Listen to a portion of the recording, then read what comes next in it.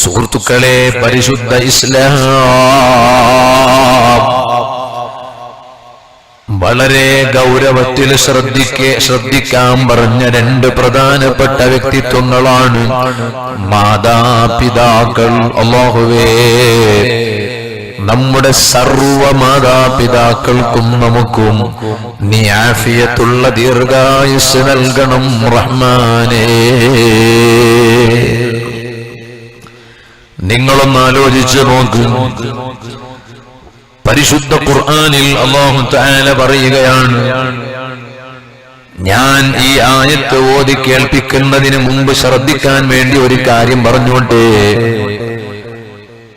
നമ്മൾ എല്ലാവരെ സന്തോഷിപ്പിക്കുന്നതിനേക്കാളും കൂടുതൽ, ഏറ്റവും കൂടുതലായി നമ്മളെ സന്തോഷിപ്പിക്കേണ്ടുന്നത് നമ്മുടെ ഉമ്മയെയാണ്, ബാപ്പയെയാണ്.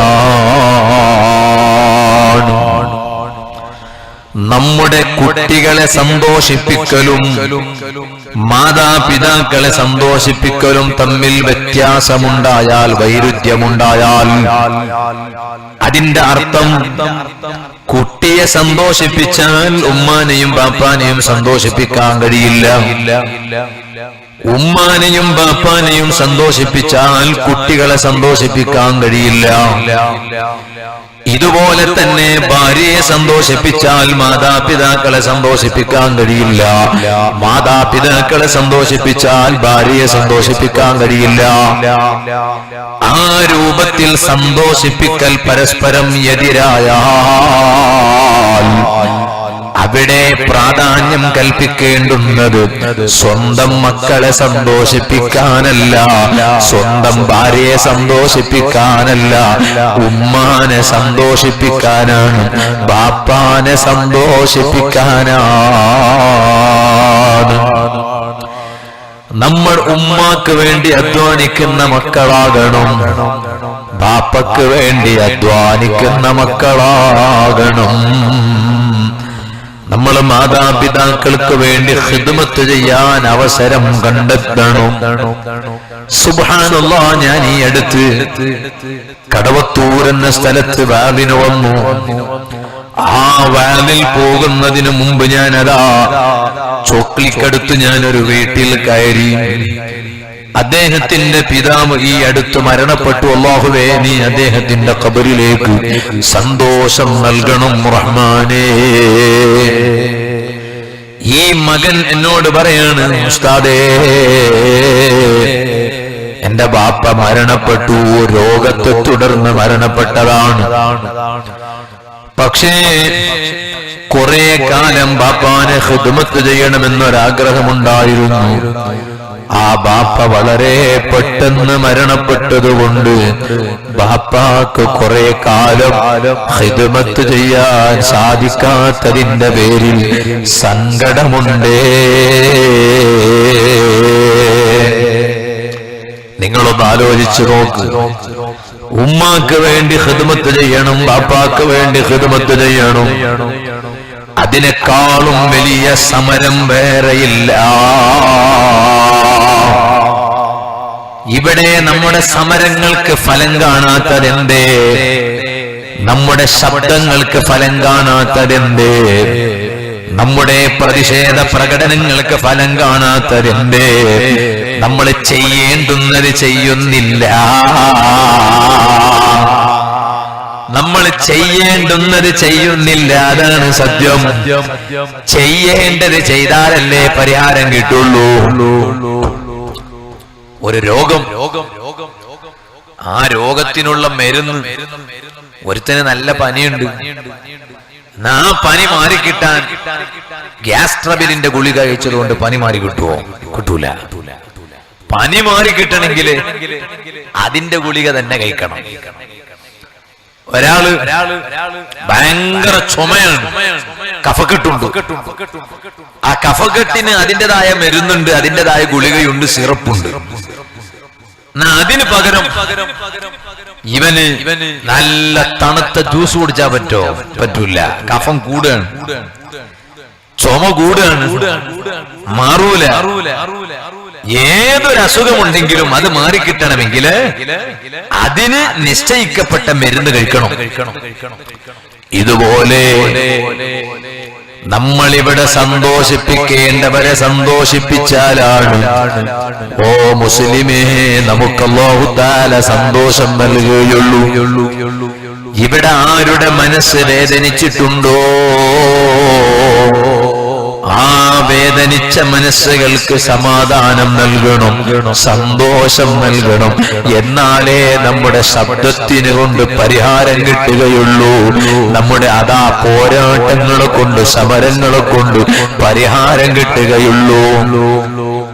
അതിൽ ഏറ്റവും കൂടുതൽ സന്തോഷിപ്പിക്കേണ്ടുന്ന മനസ്സ് അത് ഉമ്മയുടെ മനസ്സാണ്, ബാപ്പയുടെ മനസ്സാണ്. അതുകൊണ്ടല്ലേ നിങ്ങൾ നോക്കൂ, ഒരിക്കൽ ഒരാൾ വന്നു, അഷ്റഫുൽ ഖൽഖ് മുഹമ്മദുർ റസൂലുള്ളാഹി സ്വല്ലല്ലാഹു അലൈഹി വസല്ലം തങ്ങളുടെ അരികിൽ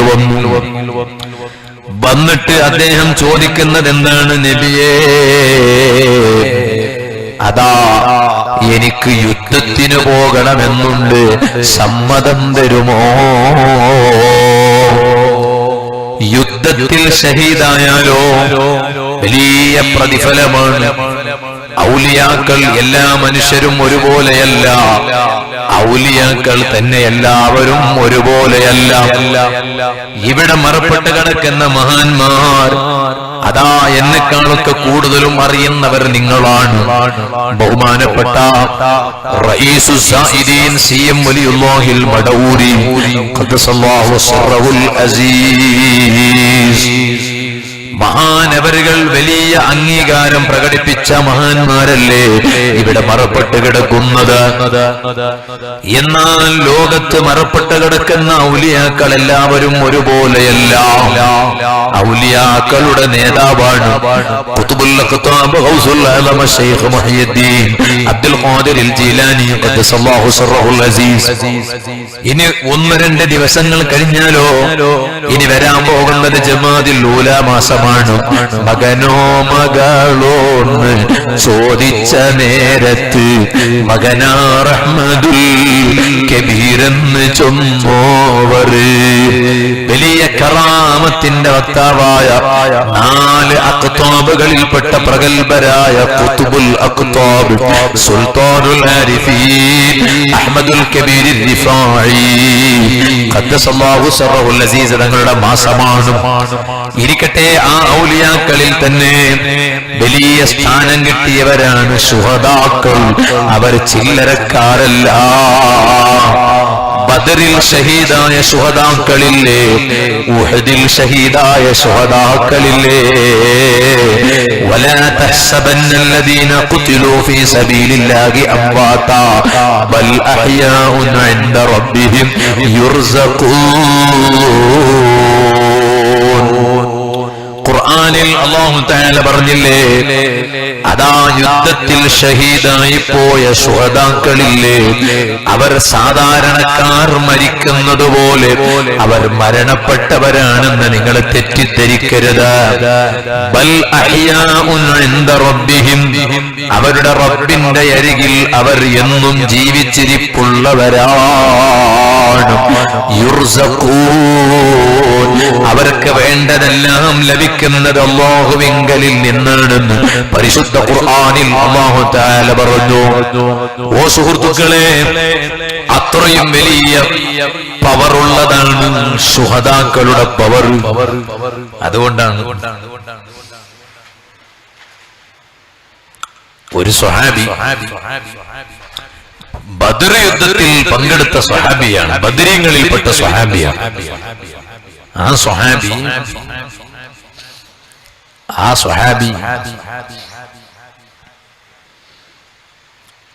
നബി സല്ലല്ലാഹു അലൈഹി വസല്ലം തങ്ങൾ ഒരു യുദ്ധവേളയിൽ സ്വഹാബത്തിനോട് പറഞ്ഞു, നിങ്ങൾ ആരും ചിലപ്പോൾ മറുപക്ഷത്ത് നിങ്ങൾക്ക് വേണ്ടപ്പെട്ടവർ ഉണ്ടാകും, നിങ്ങൾക്ക് ഇഷ്ടമുള്ളവർ ഉണ്ടാകും. എന്നാൽ ഈ സമരത്തെ കുറിച്ച് നിങ്ങൾ ആരും നമ്മുടെ സ്വകാര്യങ്ങളെ അവരോട് പറയാൻ പാടില്ല. നിങ്ങളുടെ ബന്ധം മുന്നിൽ വെച്ചുകൊണ്ട്, സ്നേഹം മുന്നിൽ വെച്ചുകൊണ്ട് നിങ്ങൾ ആ സ്വകാര്യം അവരോട് പറയാൻ പാടില്ല. എന്ന കൂട്ടത്തിൽ ഒരു സഹാബി അതങ്ങ് പറഞ്ഞു. ആ പറഞ്ഞ വിവരം നബി സല്ലല്ലാഹു അലൈഹി വസല്ലം തങ്ങൾ മനസ്സിലാക്കി. തങ്ങളോട് ആരും പറയണ്ട, തങ്ങൾ അദൃശ്യജ്ഞാനം അറിയുന്ന നേതാവല്ലേ മുഹമ്മദ് നബി സല്ലല്ലാഹു അലൈഹി വസല്ലം, തങ്ങളത് മനസ്സിലാക്കി. അപ്പൊ ഉമർ ഇബ്നുൽ ഖത്താബ് റളിയല്ലാഹു അൻഹു പറഞ്ഞു, നബിയെ സല്ലല്ലാഹു അലൈഹി വസല്ലം, തങ്ങൾ സമ്മതം തരികയാണെങ്കിൽ ഞാൻ അവരുടെ പെറടി അങ്ങ് വെട്ടും. അതിലേറ്റവും മുന്നിലാണല്ലോ ഉമർ ഇബ്നുൽ ഖത്താബ് റളിയല്ലാഹു അൻഹു. സത്യത്തിനെതിരെ ആരെങ്കിലും എന്തെങ്കിലും ചെയ്താൽ അത് ആ സമരമുഖത്ത് ഏറ്റവും മുന്നിലാണ്, സജീവ സാന്നിധ്യമാണ് ഉമർ ഇബ്നുൽ ഖത്താബ് റളിയല്ലാഹു അൻഹു. പെറടി വെട്ടും. സുബ്ഹാനല്ലാഹ്. നബി സല്ലല്ലാഹു അലൈഹി വസല്ലം തങ്ങൾ പറഞ്ഞു, വേണ്ട ഉമറെ, തൊട്ടുപോകരുത്. കാരണം അയാൾ അങ്ങനെ ഒരു കാര്യം ചെയ്തെങ്കിലും അയാൾക്കൊരു മഹത്വമുണ്ട്. എന്താ മഹത്വം? മഹത്വം വേറൊന്നുമല്ല, ഫഇന്നഹു ഖദ് ശഹിദ ബദ്റ, ബദർ യുദ്ധത്തിൽ പങ്കെടുത്ത സ്വഹാബിയാണ്. അതുകൊണ്ട് തന്നെ ബദർ യുദ്ധത്തിൽ പങ്കെടുത്ത സ്വഹാബിയായതുകൊണ്ട് ആ സ്വഹാബി ഇതുവരെ ചെയ്ത പാപങ്ങളും ഇനി വരാൻ പോകുന്ന പാപങ്ങൾ മുഴുവനും അല്ലാഹു പുറത്തു കൊടുത്തിട്ടുണ്ട്. തൊട്ടുപോകരുത് മരേ. സുഹൃത്തുക്കളെ, ഞാൻ പറഞ്ഞു വന്നത്, അങ്ങനെ വലിയ മഹത്വം കിട്ടിയവരാണ് ശുഹദാക്കളെങ്കിൽ ഒരാൾ വന്നിട്ട് നബി സല്ലല്ലാഹു അലൈഹി വസല്ലം തങ്ങളോട് സമ്മതം ചോദിക്കുകയാണ്, നബിയേ, എനിക്ക് യുദ്ധത്തിന് പോകാൻ സമ്മതം തരുമോ? ഉടൻ തന്നെ നബി സല്ലല്ലാഹു അലൈഹി വസല്ലം തങ്ങൾ തിരിച്ചങ്ങോട്ടൊരു ചോദ്യം. എന്താണ് ചോദ്യം? അഹയ്യുൻ വാലിദാ, ഓ മനുഷ്യ, യുദ്ധത്തിന് പോകുന്നത് അവിടെ ഇരിക്കട്ടെ, നിങ്ങളെ മാതാപിതാക്കൾ ജീവിച്ചിരിപ്പുണ്ടോ?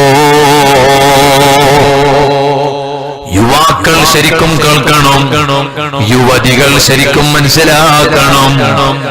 യുദ്ധത്തിന് പോകാൻ സമ്മതം ചോദിച്ച് വന്ന ഇവരോട് നബി സല്ലല്ലാഹു അലൈഹി വസല്ലം തങ്ങൾ തിരിച്ചങ്ങോട്ട് ചോദിച്ച ചോദ്യമാണ്, അഹയ്യുൻ വാലിദാ,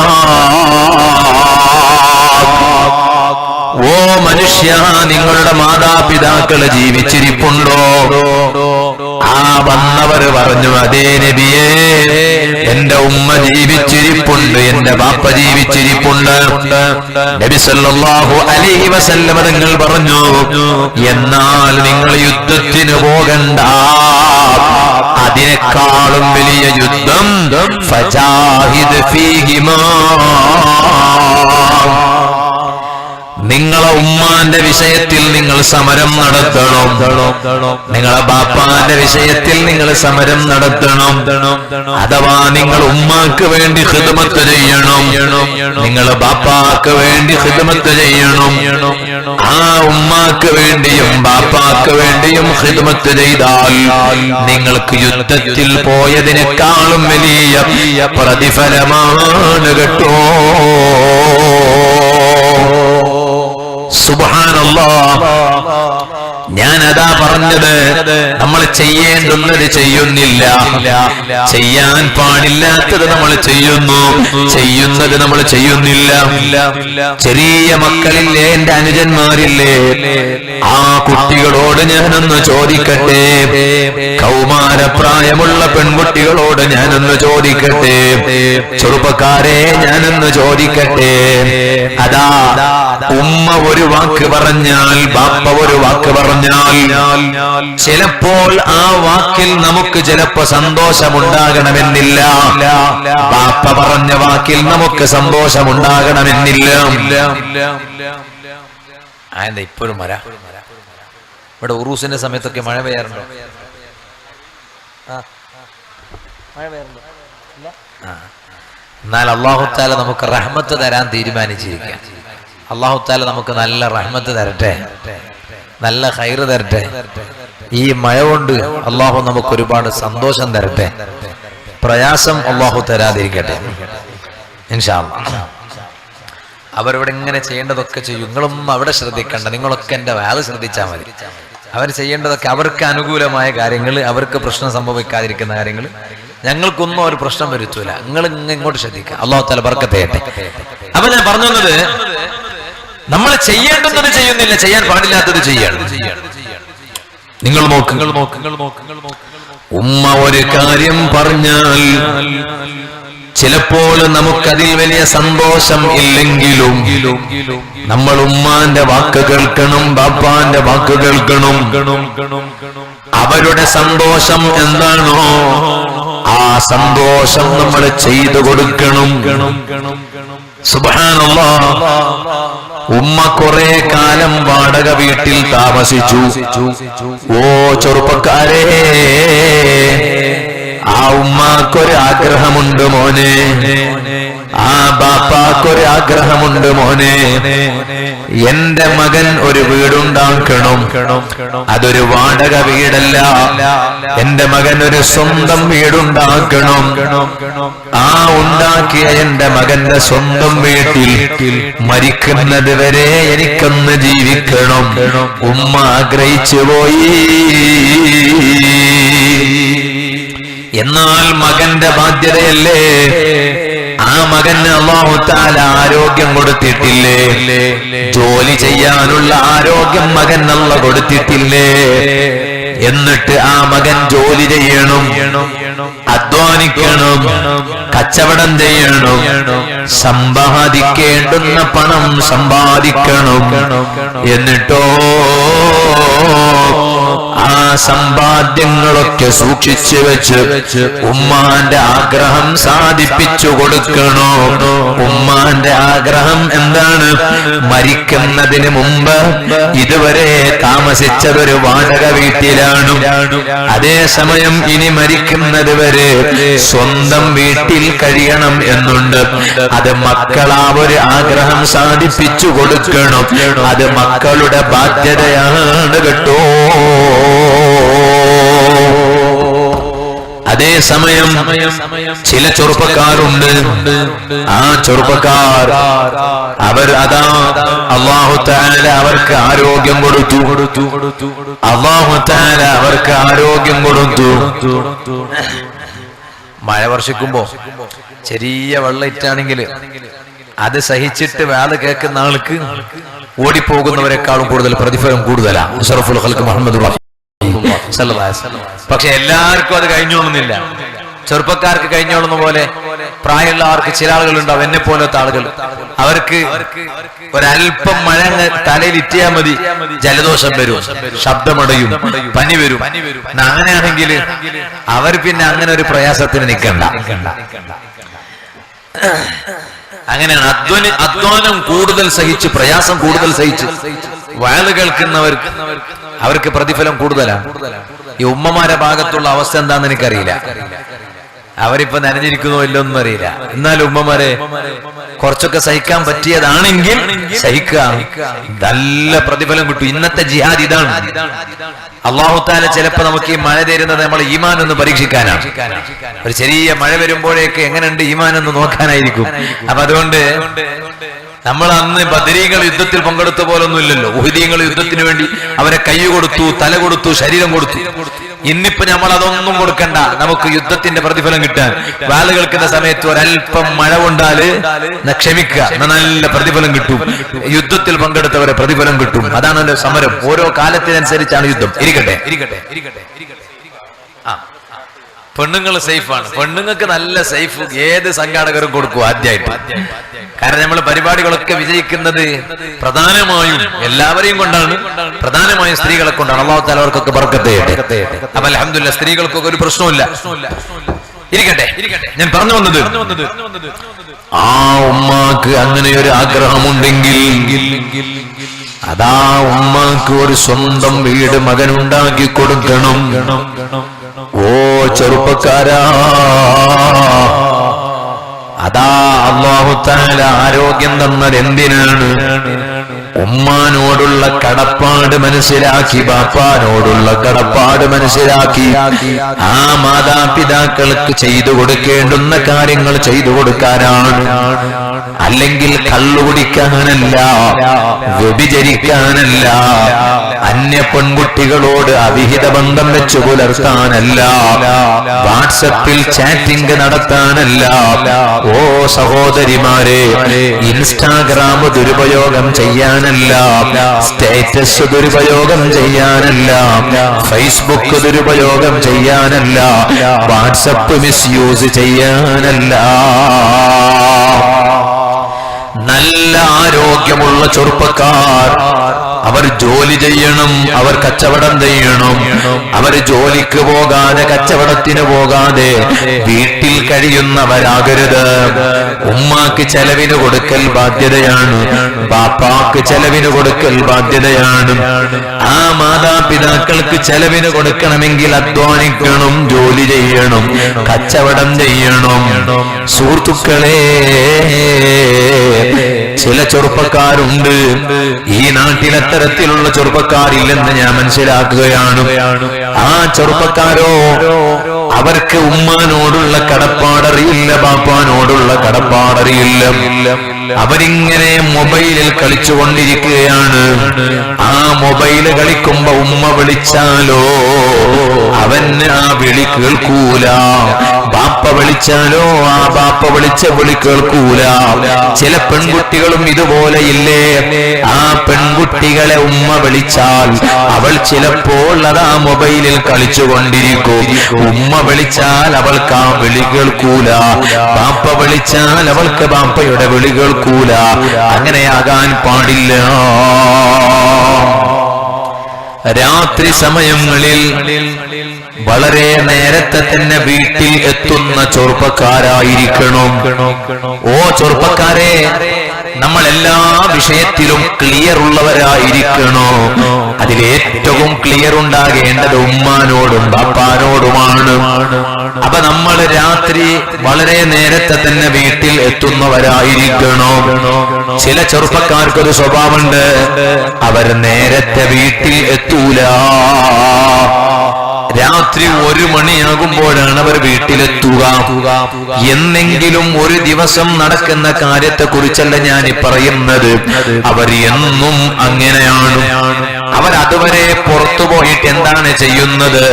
അതാ ഇന്നത്തെ യുവാക്കൾ ചെയ്യുന്ന കാര്യം അത് നൈറ്റ് ഔട്ടിംഗ് ആണ്. രാത്രി ഒന്ന് പുറത്തുപോയി സന്തോഷിക്കുക, അത് ഇന്നത്തെ യുവാക്കളെ പിടികൂടിയ മാരകമായ രോഗമാണ്, വലിയ ട്രെൻഡാണ്. ചെറുപ്പക്കാരൊക്കെ മനസ്സിലാക്കണോ, നിങ്ങൾ അങ്ങനെ വൈകിട്ടാണ് വീട്ടിലെത്തുന്നതെങ്കിൽ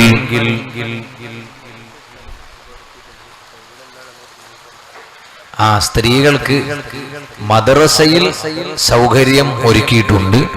അപ്പൊ ഇവിടെ പ്രയാസം അനുഭവിക്കുന്ന സ്ത്രീകൾ മദ്രസയിലേക്ക് നീങ്ങാം എന്ന് സംഘാടകർ പ്രത്യേകമായി അറിയിച്ചിട്ടുണ്ട്. ഇരിക്കട്ടെ, ഞാൻ പറഞ്ഞു വന്നത്, അങ്ങനെ യുവാക്കൾ രാത്രി 1 മണിക്ക് വീട്ടിൽ എത്തിയാൽ ചെറുപ്പക്കാരാ നീ മനസ്സിലാക്കണം, ചിലപ്പോൾ നീ രാത്രി അങ്ങാടിയിൽ പോയി കൂട്ടുകാരെ കൂടെ സമയം ചെലവഴിക്കുമ്പോൾ നിനക്ക് സന്തോഷം കിട്ടിയേക്കും. അതേസമയം നീ വൈകിട്ട് വീട്ടിലെത്തിയാൽ നിന്റെ ഉമ്മയുടെ ഉറക്ക് നഷ്ടപ്പെട്ടു പോയില്ലേ, ബാപ്പയുടെ ഉറക്ക് നഷ്ടപ്പെട്ടു പോയില്ലേ? നീ വീട്ടിൽ വരുന്നത് വരെ ഉമ്മാക്കൊരു സമാധാനമില്ല.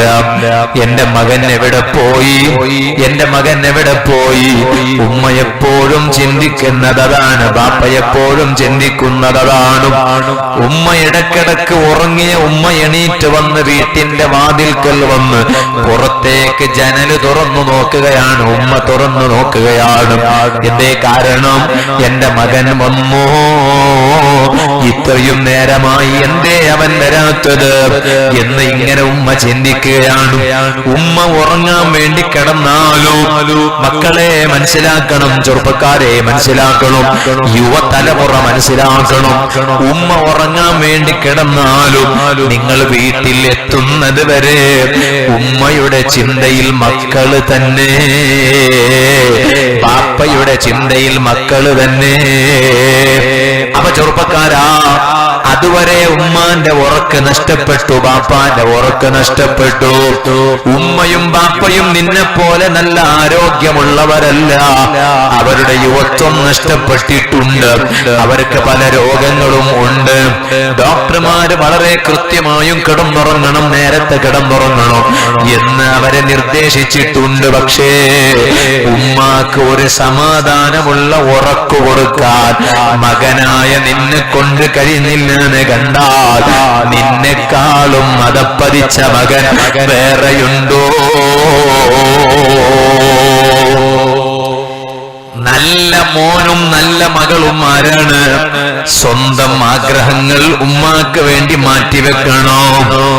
അതുകൊണ്ടല്ലേ അഹ്മദ് ബിൻ ഹംബൽ റളിയല്ലാഹു അൻഹു, ആരാണ് അഹ്മദ് ബിൻ ഹംബൽ റളിയല്ലാഹു അറിയോ? കല്യാണം കഴിഞ്ഞിട്ട് മഹാനവരുകളെ ചരിത്രത്തിൽ കാണാം. കല്യാണം കഴിഞ്ഞ് മഹാനവരുകൾ ഉമ്മ വഫാത്താകുന്നത് വരെ കല്യാണം കഴിച്ചിട്ടില്ല. ഉമ്മ മരിക്കുന്നത് വരെ കല്യാണം കഴിച്ചിട്ടില്ല. അഹ്മദ് ബിൻ ഹംബൽ റളിയല്ലാഹു അൻഹു ഇന്ന് ഉമ്മാനോടും ബാപ്പാനോടും പറയാതെ കണ്ടുകിട്ടുന്ന പെണ്ണിനെ പ്രണയിച്ചിട്ട് ലവ് മാരേജിന് വേണ്ടി ഒരുക്കങ്ങൾ നടത്തുന്ന യുവാക്കളുള്ള കാലമാണ്. ഇവിടെ ഒന്നും അത്തരത്തിലുള്ള അതപ്പതിച്ച യുവാക്കൾ ഇല്ലെന്ന് ഞാൻ മനസ്സിലാക്കുക. ഫേസ്ബുക്കിൽ പ്രണയിച്ച്, ഇൻസ്റ്റാഗ്രാമിൽ പ്രണയിച്ച്, അവൾ ആരാണെന്നറിയാതെ, അവളുടെ ദീനീ ബോധം എന്താണെന്നറിയാതെ, അതൊന്നും മനസ്സിലാക്കാതെ ഇങ്ങനെ ഉമ്മാന്റെ പൊരുത്തമില്ലാതെ, ബാപ്പാന്റെ പൊരുത്തമില്ലാതെ, സുബ്ഹാനല്ലാഹ്, എനിക്ക് വേണ്ട പെണ്ണിനെ ഞാൻ തന്നെ തെരഞ്ഞെടുക്കാം എന്നും പറഞ്ഞിട്ട് ഉമ്മാനോട് പറയാതെ, ബാപ്പാനോട് പറയാതെ വിവാഹ ആലോചനയൊക്കെ നടത്തിയിട്ട് ഉമ്മാന്റെ പൊരുത്തമില്ലാതെ, ബാപ്പാന്റെ പൊരുത്തമില്ലാതെ കല്യാണം കഴിക്കുന്ന എത്ര മക്കളാണ്? കല്യാണം കഴിഞ്ഞിട്ട് 10 വർഷമായി, മക്കളായിട്ടില്ല. ഉമ്മാന്റെ പൊരുത്തം കിട്ടാതെ എങ്ങനെ മക്കളുണ്ടാവും? ബാപ്പാന്റെ പൊരുത്തം കിട്ടാതെ എങ്ങനെ മക്കളുണ്ടാവും? ഉസ്താദെ, കല്യാണം കഴിഞ്ഞ് കുറച്ച് മാസങ്ങളായിട്ടുള്ളൂ, പുതിയ പെണ്ണാണ്, പുതിയാപ്പിളയാണ് ഞാൻ, പക്ഷെ മനസ്സിന് ദാമ്പത്യ ജീവിതത്തിൽ ഒരു സമാധാനം കിട്ടുന്നില്ല.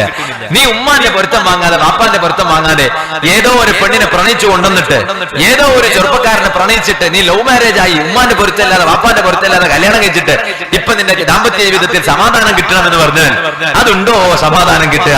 ഒരിക്കലും കിട്ടൂല. അതാണ് അഹ്മദ് ബിൻ ഹംബൽ റളിയല്ലാഹു അൻഹു. മഹാനവരുകൾ ഉമ്മ മരിക്കുന്നത് വരെ കല്യാണം കഴിച്ചിട്ടില്ല. അവരുടെ എല്ലാ ആഗ്രഹം സാധിപ്പിച്ചവനുണ്ടോ അവൻ രക്ഷപ്പെട്ടുപോയി. അഹ്മദ് ബിൻ ഹംബൽ റളിയല്ലാഹു അൻഹു ഉമ്മ മരിക്കുന്നത് വരെ മഹാനവരുകൾ കല്യാണം കഴിച്ചില്ല. അതിന് മഹാനവരുകൾ പറഞ്ഞ ന്യായം രണ്ടാണ്.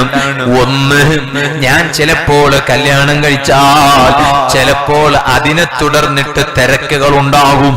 കല്യാണം കഴിഞ്ഞാൽ പിന്നെ ഭാര്യയെ കൊണ്ടുള്ള തിരക്ക്, ഭാര്യ പ്രസവിച്ചാൽ പിന്നെ മക്കളെ കൊണ്ട്, കുട്ടികളെ കൊണ്ടുള്ള തിരക്ക്.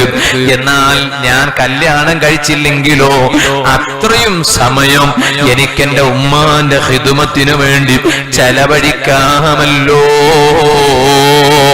ഞാൻ കല്യാണം കഴിച്ചാൽ എന്റെ ഉമ്മാക്ക് ഖിദ്മത്ത് ചെയ്യാനുള്ള സമയം നഷ്ടപ്പെട്ടു പോകുമല്ലോ എന്ന് കരുതിയിട്ട് ഉമ്മ മരിക്കുന്നത് വരെ കല്യാണം കഴിച്ചിട്ടില്ല. ഇനി രണ്ടാമത്തെ ന്യായോ, ഇനി അഥവാ ഞാൻ കല്യാണം കഴിച്ചിട്ട് കൂട്ടിക്കൊണ്ടുവരുന്ന പെണ്ണ്, ഇതിപ്പോ കണ്ണൂർ ജില്ലയിലെ എന്താ നിങ്ങൾക്ക് പറയാനൊരു ആവേശക്കുറവ്? കണ്ണൂർ ജില്ല എന്നല്ലേ? ആവേശത്തോട് പറയും മനുഷ്യന്മാരെ, സിന്ദാബാദ്, അല്ലാഹു തആല ബർക്കത്ത് ചെയ്യട്ടെ. സുബ്ഹാന ജല്ല ജലാലുഹു.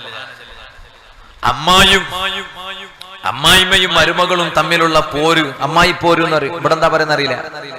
അത് കൂടുതലൊന്നും ഇല്ലാത്ത ഒരു ജില്ല കേരളത്തിലുണ്ടെങ്കിൽ അത് കണ്ണൂർ ജില്ലയാണ്. അള്ളാഹു തആല ഈ ജില്ലക്കാരുടെ ബർക്കത്ത് കൊണ്ട് അള്ളാഹു മറ്റുള്ള ജില്ലക്കാർക്കൊക്കെ സന്തോഷം കൊടുക്കട്ടെ. നിങ്ങളെന്താ ആമീൻ പറയാൻ ഒരു ആവേശക്കുറവ്? ആമീൻ. എന്താ കാരണം? കാരണം ഇവൾ ഉമ്മയെ കൂടെയാണ്. ഇടക്കവിടെ ഉണ്ടാവും, ഇടക്കവിടെ ഉണ്ടാവും, ഇടക്കവിടെ ഉണ്ട്, ഇടക്കവിടെ ഉണ്ടാവും അല്ലേ?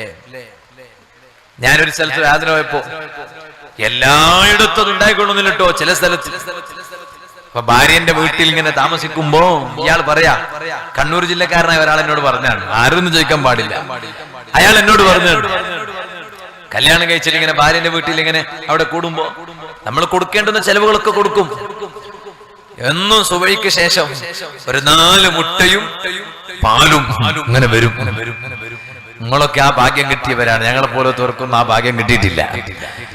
അപ്പൊ ഈ 4 മുട്ട കൊടുക്കേണ്ടുന്ന സ്ഥലത്ത് 3 കാലും ആയിപ്പോയാൽ പ്രശ്നമായി. എല്ലായിടത്തും അല്ലട്ടോ, ചില വീട്ടില്, നിങ്ങളെ വീട്ടിലൊന്നും ആ പ്രശ്നം ഉണ്ടാവൂല. ചില വീട്ടിൽ എന്താ ഇന്നലെ 4 ആയിരുന്നു, ഇന്നെന്താ 3, ഒന്നെവിടെ പോയി? അതുപോലെ തന്നെ പുതിയാപ്പിളമാർക്ക് ഒന്ന് അതാണ്, അതെല്ലായിടത്തും ഉണ്ടാക്കണമെന്നില്ല. ഇത് എല്ലായിടത്തും ഉണ്ടാകുന്ന ഒരു നല്ല കാര്യമുണ്ട്. എത്ര പ്രായമായാലും 100 വയസ്സായാലും അവർക്ക് ഇയാള് പുതിയാപ്പിള തന്നെ വിളിക്കുന്ന തന്നെ, പുതിയാപ്പിള പുതിയാപ്പിള പുതിയാപ്പിള പുതിയാപ്പിള.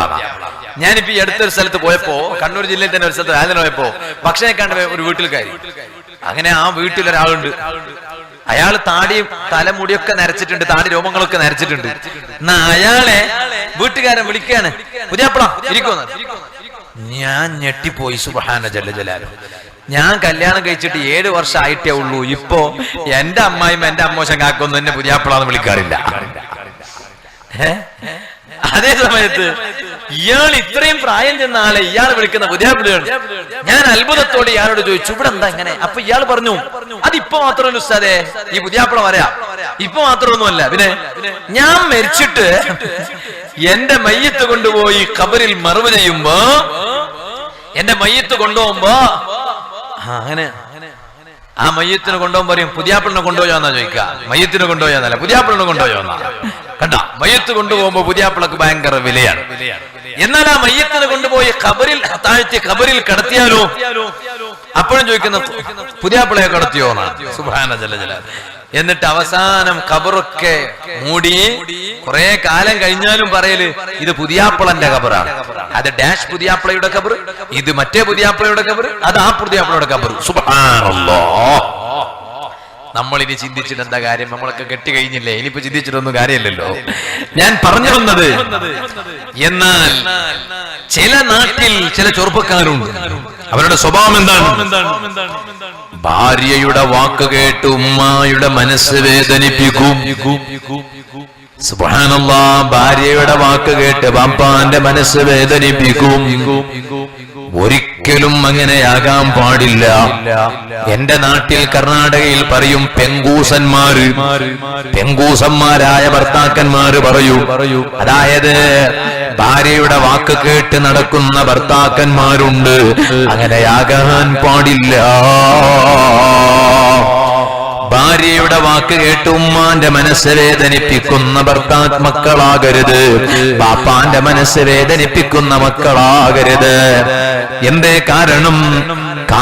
നബി സല്ലല്ലാഹു അലൈഹി വസല്ലം തങ്ങൾ പറഞ്ഞില്ലേ, ആരെങ്കിലും ഒരുത്തൻ മൻ ഫളല സൗജതഹു അലാ ഉമ്മിഹി, ഉമ്മാനേക്കാളും കൂടുതൽ സ്ഥാനം ഭാര്യക്ക് കൊടുത്താൽ, അതാണ് ഞാൻ നേരത്തെ പറഞ്ഞത്, ഉമ്മ തന്നെയാണ്, ഭാര്യ ഭാര്യയാണ്.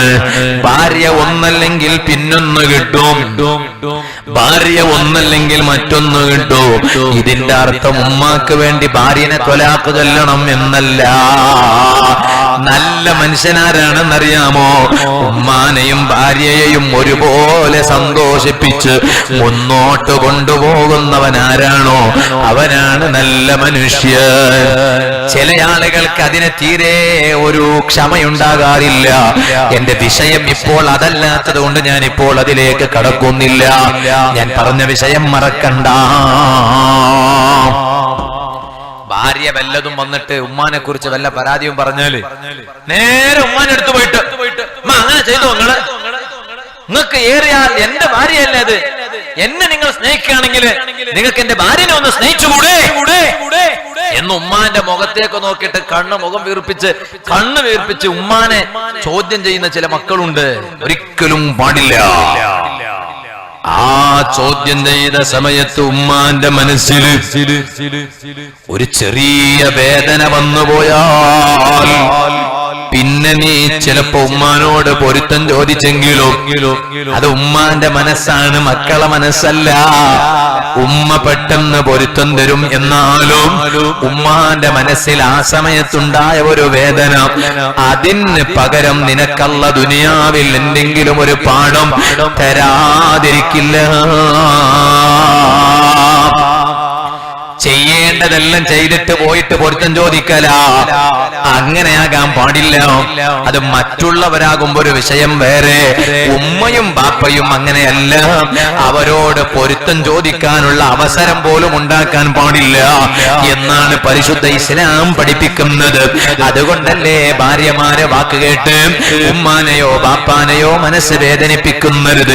അഹ്മദ് ബിൻ ഹംബൽ റളിയല്ലാഹു അൻഹു പറഞ്ഞില്ലേ, ഞാൻ കല്യാണം ഉമ്മ മരിക്കുന്നത് വരെ കല്യാണം കഴിക്കാതിരിക്കാൻ കാരണം ചിലപ്പോ കല്യാണം കഴിച്ചിട്ട് കൂട്ടിക്കൊണ്ടുവന്ന പെണ്ണ് ഉമ്മാനെക്കാളും മുകളിലുള്ള പെണ്ണായി പോയാലോ, അവളെ കൊണ്ട് എന്റെ ഉമ്മാന്റെ മനസ്സ് വേദനിച്ചു പോയാലോ എനിക്ക് സഹിക്കാൻ കഴിയില്ല. നോക്കൂ നിങ്ങള്, അപ്പൊ ഒരിക്കലും അങ്ങനെയാകാൻ പാടില്ല. ആ ഉമ്മയുടെ മനസ്സ് ബാപ്പയുടെ മനസ്സ് വേദനിപ്പിക്കാൻ പാടില്ല.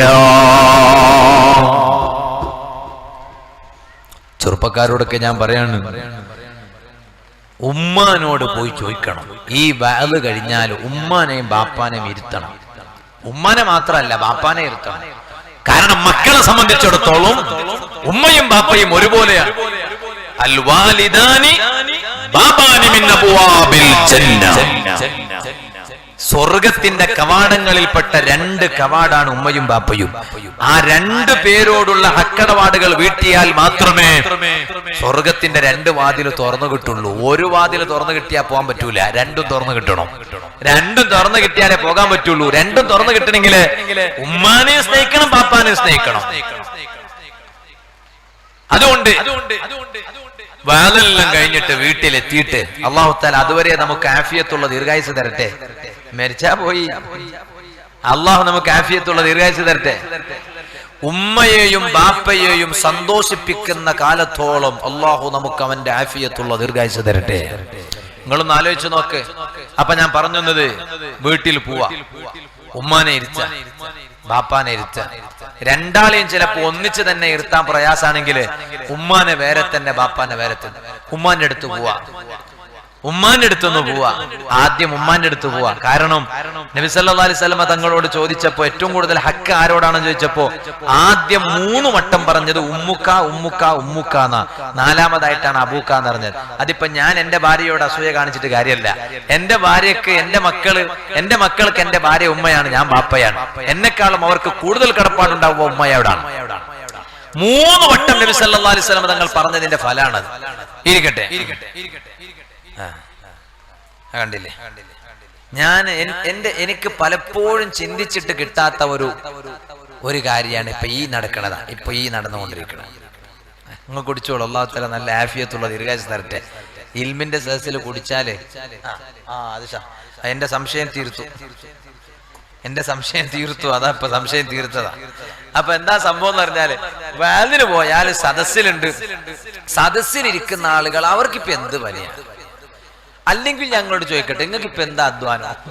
നിങ്ങളിപ്പോ ഇങ്ങനെ ഇരുന്നിട്ട് ഈ വാലി ഇങ്ങനെ കേട്ടുകൊണ്ടിരിക്കുക, ഒരു ഒച്ച വെക്കലില്ല, ഇങ്ങനെ കേട്ടാ മതി അല്ലേ? അതേ സമയത്ത് തൊണ്ട ഇവിടെ ഇങ്ങനെ സംസാരിച്ചു കൊണ്ടിരിക്കുന്ന വാല് പറയുന്ന മുസ്ലിയാരാ. അയാൾക്ക് ചൂട് കൊണ്ടുവന്ന് കൊടുക്കാൻ ആരും ഉണ്ടാവില്ല. അല്ല, ഉദാഹരണം പറയാം, ഈ കേൾക്കുന്നവർക്കാണ് കൊടുക്കാനുണ്ടാവുക. ഇവിടെ ഇപ്പൊ കൊണ്ടുവന്ന് വെച്ചു, അത് വിഷയം പേര്. ഞാനിടക്ക് കുടിക്കൊന്നുമില്ല. അല്ലാഹു തആല നിങ്ങൾക്കൊക്കെ നല്ല ആഫിയത്ത് തരട്ടെ. ആ കുടിക്കുന്ന കൊണ്ട് അല്ലാഹു തആല നമ്മുടെ വല്ല രോഗം ഉണ്ടെങ്കിൽ അല്ലാഹു മാറ്റി തരട്ടെ. ഇവിടെ മറപ്പെട്ട് കിടക്കുന്ന മഹാന്മാരെ ബറക്കത്തുകൊണ്ട് അല്ലാഹു മാറ്റി തരട്ടെ. അപ്പൊ ഇരിക്കട്ടെ, കുടിക്കുമ്പോ ഇക്കാര്യം മറക്കണ്ട. 2 ചൂടുള്ള കാര്യം. ഒന്ന് കുടിക്കുന്ന ചൂടാ തണുപ്പാണോ? ചൂടാണല്ലേ? ആയിക്കോട്ടെ. എന്നാ അതിന്റെ കൂടെ ഈ പറയുന്ന ചൂടുള്ള കാര്യം കൂടി മനസ്സിലാക്കുക. വീട്ടിൽ പോയിട്ട് നല്ല മക്കൾ ചെയ്യേണ്ട കാര്യം, വീട്ടിൽ പോയിട്ട് ഉമ്മാനെ ഇരുത്തുക. ബാപ്പാനെ ഉമ്മാനോട് ചോദിക്കും, ഉമ്മാന്റെ ആഗ്രഹങ്ങൾ എന്തൊക്കെയാണ് എന്ന് ചോദിക്കുന്നു. ഉമ്മാക്ക് ഈ ദുനിയാവിൽ ഉമ്മാക്കുള്ള ആഗ്രഹം എന്താണ്? എത്ര ഉമ്മമാരാണ് ഈ ആഗ്രഹങ്ങൾക്കും എന്റെ ആഗ്രഹം എന്റെ ഉമ്മാനോട് എന്റെ മോനോട് പറയാൻ എനിക്കൊരു സങ്കടം, എങ്ങനെ ഞാൻ പറയും? അല്ലെങ്കിൽ തന്നെ ഒരു ടവലിന് വേണ്ടി പൈസ ചോദിക്കാൻ, മക്കളോട് പൈസ ചോദിക്കാൻ മടി കാണിക്കുന്ന ബാപ്പമാരാ. ഒരു പ്രായമുള്ള ഉപ്പ, മൂപ്പർക്ക് കുറെ പ്രായമായി, എന്നിട്ടും മൂപ്പർ ഇങ്ങനെ ഓട്ടോ ഓടിച്ചുകൊണ്ടിരിക്കുകയാണ്. അപ്പൊ അയാളോട് ചോദിച്ചു, എന്തിനാ ഇക്ക ഇത്രയും പ്രായമായല്ലോ, ആൺമക്കൾ ഉണ്ടല്ലോ, അവർ ചെലവിന് തരൂലേ, പിന്നെ എന്തിനാണ് നിങ്ങൾ ഈ ഓട്ടോ ഓടിക്കണത്? ഇതുവരെ നിങ്ങൾ ആ മക്കളെ പോറ്റി വളർത്തിയില്ലേ, അവർക്ക് വേണ്ടതൊക്കെ കൊടുത്തില്ലേ, അവരെ പഠിപ്പിച്ചില്ലേ? ഈ ഓട്ടോ ഓടിച്ചിട്ടാണല്ലോ നിങ്ങൾ അവരെ എഞ്ചിനീയർമാരാക്കിയത്, അവരെ അഡ്വക്കേറ്റുമാരാക്കിയത്, ഡോക്ടർമാരാക്കിയത്. ഇനി കുറച്ചു കാലം അവർ നിങ്ങൾക്ക് ചെലവിന് തരട്ടെ എന്ന് പറയുമ്പോ ഈ ഓട്ടോ ഓടിക്കുന്ന പ്രായം ചെന്ന് ഇക്കെന്താ വേണമെന്നറിയോ? അവർ ചെലവിന് തരും, തരാഞ്ഞിട്ടൊന്നുമല്ല. പക്ഷേ എനിക്ക് മൊബൈൽ വല്ല റീചാർജ് ചെയ്യണമെന്നുണ്ടെങ്കിൽ മക്കളോട് ചോദിക്കാൻ പറ്റുമോ ഉസ്താദേ? ചോദ്യാണ്, ബാപ്പാന്റെ ചോദ്യ. എന്റെ മൊബൈലിനൊരു റീചാർജ് ചെയ്യണമെന്നുണ്ടെങ്കിൽ എന്റെ മക്കളോട് പറയാൻ പറ്റുമോ? എന്താ പറയാൻ പറ്റാതെ? എന്തുകൊണ്ട് പറയാൻ പറ്റുന്നില്ല? മക്കളുടെ സമ്പത്തും മക്കളുടെ സമ്പത്തും മുഴുവനും അത് ബാപ്പാക്കുള്ളതാണെന്ന് പഠിപ്പിച്ച നേതാവല്ലേ മുഹമ്മദ് റസൂലുള്ളാഹി സല്ലല്ലാഹു അലൈഹി വസല്ലം. ഒരു മൊബൈൽ റീചാർജ് ചെയ്യാൻ മക്കളോട് പറഞ്ഞാൽ എന്താ പ്രശ്നം ഉണ്ടാവും? അവനത് ചെയ്യൽ നിർബന്ധിതനല്ലേ? ഞാൻ പറഞ്ഞു വന്നത് ഗൗരവത്തിലെടുക്കണം. ഇന്നത്തെ വാലുകൊണ്ട് നിങ്ങൾക്ക് ഞാനൊരു ഹോംവർക്ക് തരികയാണ്, നിങ്ങൾ വീട്ടിൽ പോയി ചെയ്യേണ്ടുന്നതാണ്. വാല് പറഞ്ഞു പോയത് കൊണ്ട് മാത്രമായില്ല, വാല് കേട്ടത് കൊണ്ട് മാത്രമായില്ല. ഒരു വാല് കേട്ടാൽ പിന്നീട് നമുക്ക് എന്ത് നേട്ടം കിട്ടി എന്ന് ചിന്തിക്കണ്ടേ മുസ്ലിമീങ്ങളെ? അതാ ഞാൻ നിങ്ങൾക്ക് വീട്ടിൽ പോയി ചെയ്യേണ്ടുന്നൊരു ഹോംവർക്ക് തരികയാണ്. ഒരുപാട് ഹോംവർക്ക് ഞാൻ തരാൻ ഉദ്ദേശിച്ചിട്ടുണ്ട്. ആ ഹോംവർക്ക് ഒന്നാമത്തെ ഹോംവർക്കാണ്. വീട്ടിൽ പോയാൽ ഉമ്മാനെയൊന്ന് ഇരുത്തണോ, എന്നിട്ട് ഉമ്മാനോട് പോയി പറയണം, ഉമ്മാന്റെ ഹയാത്ത് കാലത്ത് ഉമ്മാക്ക് ഉണ്ടാകേണ്ട കാര്യങ്ങൾ എന്തൊക്കെയാണ് ഒന്ന് പറഞ്ഞു തരുമോ?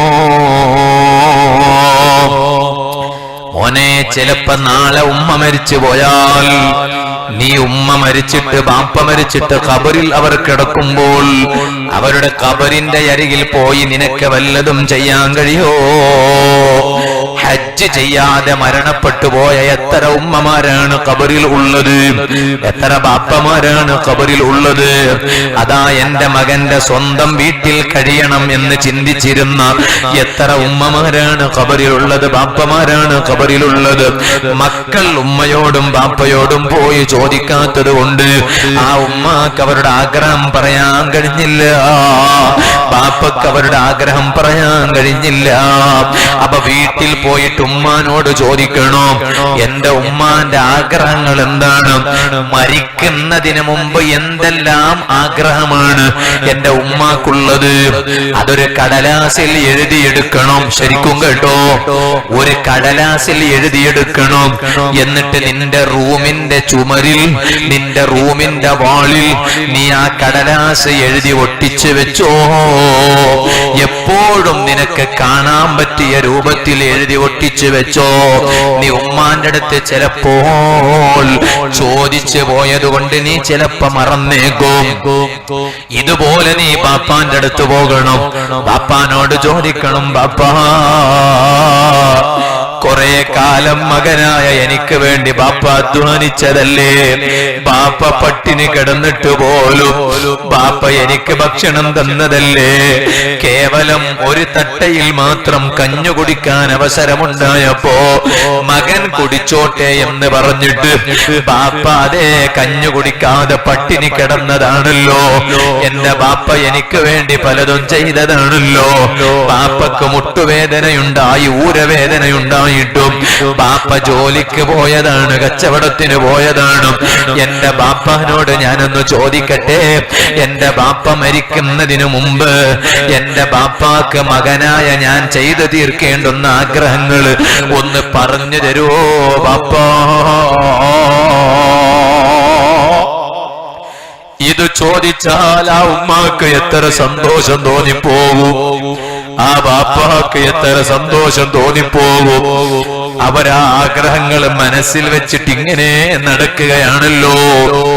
എന്നിട്ട് ആ രണ്ടു പേരുടെയും ആഗ്രഹം ഒരു കടലാസിൽ എഴുതണം. എന്നിട്ട് ആ കടലാസിൽ എഴുതിയിട്ട് ആ കടലാസ് നിങ്ങളെ റൂമിൽ അതാ തൂക്കി വെക്കണം, ഒരിടത്ത് ഇങ്ങനെ ഒട്ടിച്ചു വെക്കണം.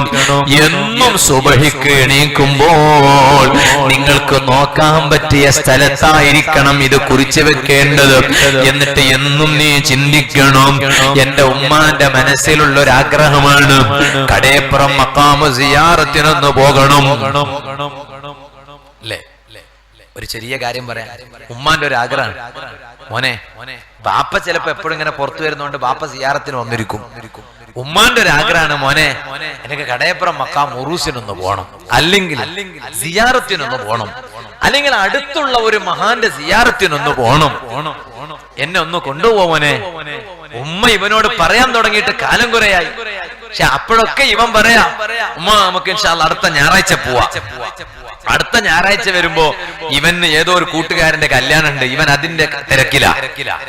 അപ്പൊ ഉമ്മ ഇവനോട് പറയും, മോനെ ഇന്ന് ഞായറാഴ്ച അല്ലേ, നമുക്ക് പോവല്ലേ കടേപ്പുറം, പിന്നെ സിയാറത്തിന് പോലെ. അപ്പൊ ഇവൻ പറയും, ഉമ്മ അടുത്ത ഞായറാഴ്ച പോവാ, എനിക്ക് ഇന്നൊരു കല്യാണത്തിന് പോവാണ്ട്. സുബ്ഹാന ജല്ല ജലാലു. കൊറേ ഞായറാഴ്ചയായി, ചെറിയ കാര്യമാണ്, ഒരു 10 മിനിറ്റേ വേണ്ടി വരുന്നുള്ളൂ ഇവന്റെ വീട്ടിൽ നിന്ന് ഈ കടേപ്പുറം മഖാം സിയാറത്തിന് ഉമ്മാനെ കൂട്ടി വരാൻ. പക്ഷെ ഇവനത് ശ്രദ്ധിച്ചില്ല, ഉമ്മാന്റെ ആഗ്രഹം ഇവൻ നടത്തിയില്ല. അതാ ഒരു ഞായറാഴ്ച ഉമ്മയങ്ങ് മരണപ്പെട്ടുപോയി. അപ്പൊ ഉമ്മാന്റെ മയ്യത്തിന്റെ അരികിൽ നിന്ന് ഉമ്മാന്റെ മയ്യത്ത് കെട്ടിപ്പിടിച്ചിട്ട് ഉമ്മാ വീട്ടിന്റെ തൊട്ടടുത്തുള്ള സ്ഥലമായിട്ട് പോലും ഉമ്മാന്റെ ആഗ്രഹം പോലെ എനിക്കാ സിയാറത്തിന് ഉമ്മാനെ ഒന്ന് കൂട്ടിക്കൊണ്ടുപോകാൻ കഴിഞ്ഞില്ലല്ലോ എന്ന് ഉമ്മാന്റെ മയ്യത്ത് കെട്ടിപ്പിടിച്ചിട്ട് കരഞ്ഞിട്ട് കാര്യമുണ്ടോ ചെറുപ്പക്കാരാ? നിന്റെ ആ കരച്ചില് അത് കാപട്യത്തിന്റെ കരച്ചിലാണ്, ഉമ്മാനോടുള്ള സ്നേഹത്തിന്റെ കരച്ചിലല്ല. അങ്ങനെ നീ കരയേണ്ടുന്ന ആവശ്യമേ ഇല്ല. നിനക്ക് ഉമ്മാനോട് അത്രയും വലിയ സ്നേഹമുണ്ടായിരുന്നെങ്കിൽ നിനക്ക് വേണ്ടിയും നിന്റെ കൂട്ടുകാർക്ക് വേണ്ടിയും നീ ഇത്രയെല്ലാം സമയം ചെലവഴിക്കുമ്പോ ഒരു 1/4 മണിക്കൂർ ഉമ്മാക്ക് വേണ്ടി ചെലവഴിച്ചിട്ട് ആ ഉമ്മാന്റെ ഒരു ആഗ്രഹമല്ലേ വീട്ടിന്റെ തൊട്ടടുത്തുള്ള കടേപ്പുറം മഖാമു സിയാറത്തിന് കൂട്ടിക്കൊണ്ടുപോവുക എന്നത്. നിന്നെ കൊണ്ടത് ചെയ്യാൻ കഴിഞ്ഞില്ലെങ്കിൽ നീ പിന്നെ മകനായിട്ട് നടന്നിട്ട് വല്ല കാര്യവുമുണ്ടോ? ഉമ്മ പറയും, മോനെ എനിക്ക് മരിക്കുന്നതിന് മുമ്പൊന്ന് ഹജ്ജിന് പോകണടാ, എനിക്ക് മരിക്കുന്നതിന് മുമ്പൊന്ന് ഹജ്ജിന് പോകണോ? ഓ ചെറുപ്പക്കാരാ, എത്ര ഉമ്മമാരെ മനസ്സിൽ ആഗ്രഹമുണ്ട്, ഉണ്ടാകാതിരിക്കുമോ? ദുനിയാവിലെ സ്വർഗമല്ലേ, ആ കഅബയൊന്ന് കാണണമെന്ന് ആഗ്രഹിക്കാത്ത ഉമ്മമാരെന്റെ സദസ്സിലുണ്ടോ? ബാപ്പമാരെന്റെ സദസ്സിലുണ്ടോ? ഓ മോനെ, നീ ഒരു നല്ല മോനാണെങ്കിൽ അതാ ഉമ്മാനെയും ബാപ്പാനെയും അതാ അനന്തര സ്വത്തിലല്ല, നിനക്ക് എന്തിനാണ് അനന്തര സ്വത്തിൽ അയക്കേണ്ടുന്ന ആവശ്യം?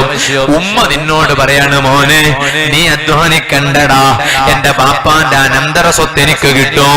ബാപ്പ മകനോട് പറയാണ്, ബാപ്പ മോനെ നീ അധ്വാനിക്കണ്ട, എന്റെ ബാപ്പാന്റെ അനന്തര സ്വത്ത് എനിക്ക് കിട്ടും. ആ അനന്തര സ്വത്തിൽ ഞങ്ങൾ രണ്ടുപേരും ഹജ്ജിന് പോകും, നീ ഒന്നും അധ്വാനിക്കണ്ട എന്ന് പറയുമ്പോ നിനക്ക് സന്തോഷം തോന്നിപ്പോകരുത്. എന്റെ ഉമ്മാനെയും ബാപ്പാനെയും ഹജ്ജിന് പറഞ്ഞയക്കാൻ ഒരു 10 ലക്ഷം രൂപ എന്നെ കൊണ്ട് ചെലവാക്കേണ്ടുന്ന ഒരു ആവശ്യം വരൂലല്ലോ. അത്രയും പൈസ ഞാൻ ഒരു വീടുണ്ടാക്കാൻ വേണ്ടി ചെലവഴിക്കാമല്ലോ. എന്റെ ഭാര്യ മക്കൾക്ക് വേണ്ടി ചെലവഴിക്കാമല്ലോ എന്ന് ഒരിക്കലും നീ ചിന്തിച്ചു പോകരുത് കേട്ടോ. നീ ഒരു നല്ല മോനാണോ? നീ നിന്റെ ഉമ്മാനോട് പറയണം, ബാപ്പാനോട് പറയണം, ഓ ഉമ്മ, ഓ ബാപ്പാ, നിങ്ങളെ ഉമ്മയുടെയും ബാപ്പയുടെയും അനന്തര സ്വത്ത് കിട്ടുന്നത് നിങ്ങൾ വാങ്ങിക്കോ. നാല് ഹജ്ജിന് നിങ്ങൾ ആ പൈസയിൽ പോകണ്ട. ഞാൻ നിങ്ങളെ മോനല്ലേ, ഞാൻ മരിച്ചിട്ടില്ലല്ലോ, ഞാൻ ഹയാത്തിലുണ്ടല്ലോ. അതുകൊണ്ട് ഞാൻ ഹയാത്തിലുള്ള കാലത്തോളം എന്റെ ഉമ്മയും എന്റെ ബാപ്പയും എന്റെ പൈസയിൽ ഹജ്ജിന് പോയി വരണം. അതിന്റെ ബറക്കത്ത് എനിക്ക് കിട്ടണം. എന്റെ ഉമ്മാനെയും എന്റെ ബാപ്പാനെയും അതാ ഞാൻ ഹജ്ജിന് പറഞ്ഞയച്ചു എന്ന് എനിക്ക് സന്തോഷത്തോടെ പറയാൻ കഴിയണം. ചില ആളുകളില്ലേ, ഭാര്യയുടെ ഉമ്മാനെയും ഭാര്യയുടെ ബാപ്പാനെയും ഹജ്ജിന് പറഞ്ഞേക്കാറുണ്ട്. സ്വന്തം ഉമ്മാനെ ഹജ്ജിന് കൂട്ടിക്കൊണ്ടുപോയിട്ടില്ല, സ്വന്തം ബാപ്പാനെ ഹജ്ജിന് കൂട്ടിക്കൊണ്ടുപോയിട്ടില്ല. അങ്ങനെ ആകാൻ പാടില്ല. ഭാര്യന്റെ ഉമ്മാനെ സ്നേഹിക്കണം, ഭാര്യന്റെ ബാപ്പാനെ സ്നേഹിക്കണം, ഉമ്മാനെ പോലെ സ്നേഹിക്കണം, ബാപ്പാനെ പോലെ സ്നേഹിക്കണം. ഭാര്യന്റെ ഉമ്മാനെ തൊട്ടാൽ ഉളുമുറിയില്ല, ഭാര്യയെ തൊട്ടാൽ ഉളുമുറിയും. ഭാര്യന്റെ ഉമ്മാനെ തൊട്ടാൽ ഉളുമുറിയില്ല. ഭാര്യന്റെ ഉമ്മാനെ തൊട്ടാൽ ഉളുമുറിയില്ല എന്ന് പറഞ്ഞിട്ട് ഇടക്കിടക്ക് വിട്ട് ഭാര്യന്റെ ഉമ്മാനെ തൊടാൻ പറ്റുമോ? അത് പാടില്ല. പക്ഷെ തൊട്ടാൽ ഉളുമുറിയില്ല, ഭാര്യയെ തൊട്ടാൽ ഉളുമുറിയും. എന്തുകൊണ്ട് ഭാര്യന്റെ ഉമ്മാനെ തൊട്ടാൽ ഉളുമുറിയില്ല? അത് ഉമ്മയാണ്. അതുകൊണ്ട് ഭാര്യയുടെ ഉമ്മാനെ ഉമ്മ എന്ന് വിളിക്കണം, ഭാര്യയുടെ ബാപ്പാനെ ബാപ്പ എന്ന് വിളിക്കണം. ഭാര്യയുടെ ഉമ്മാനെ സ്നേഹിക്കണം, ഉമ്മാനെ പോലെ ബാപ്പാനെ പോലെ സ്നേഹിക്കണം.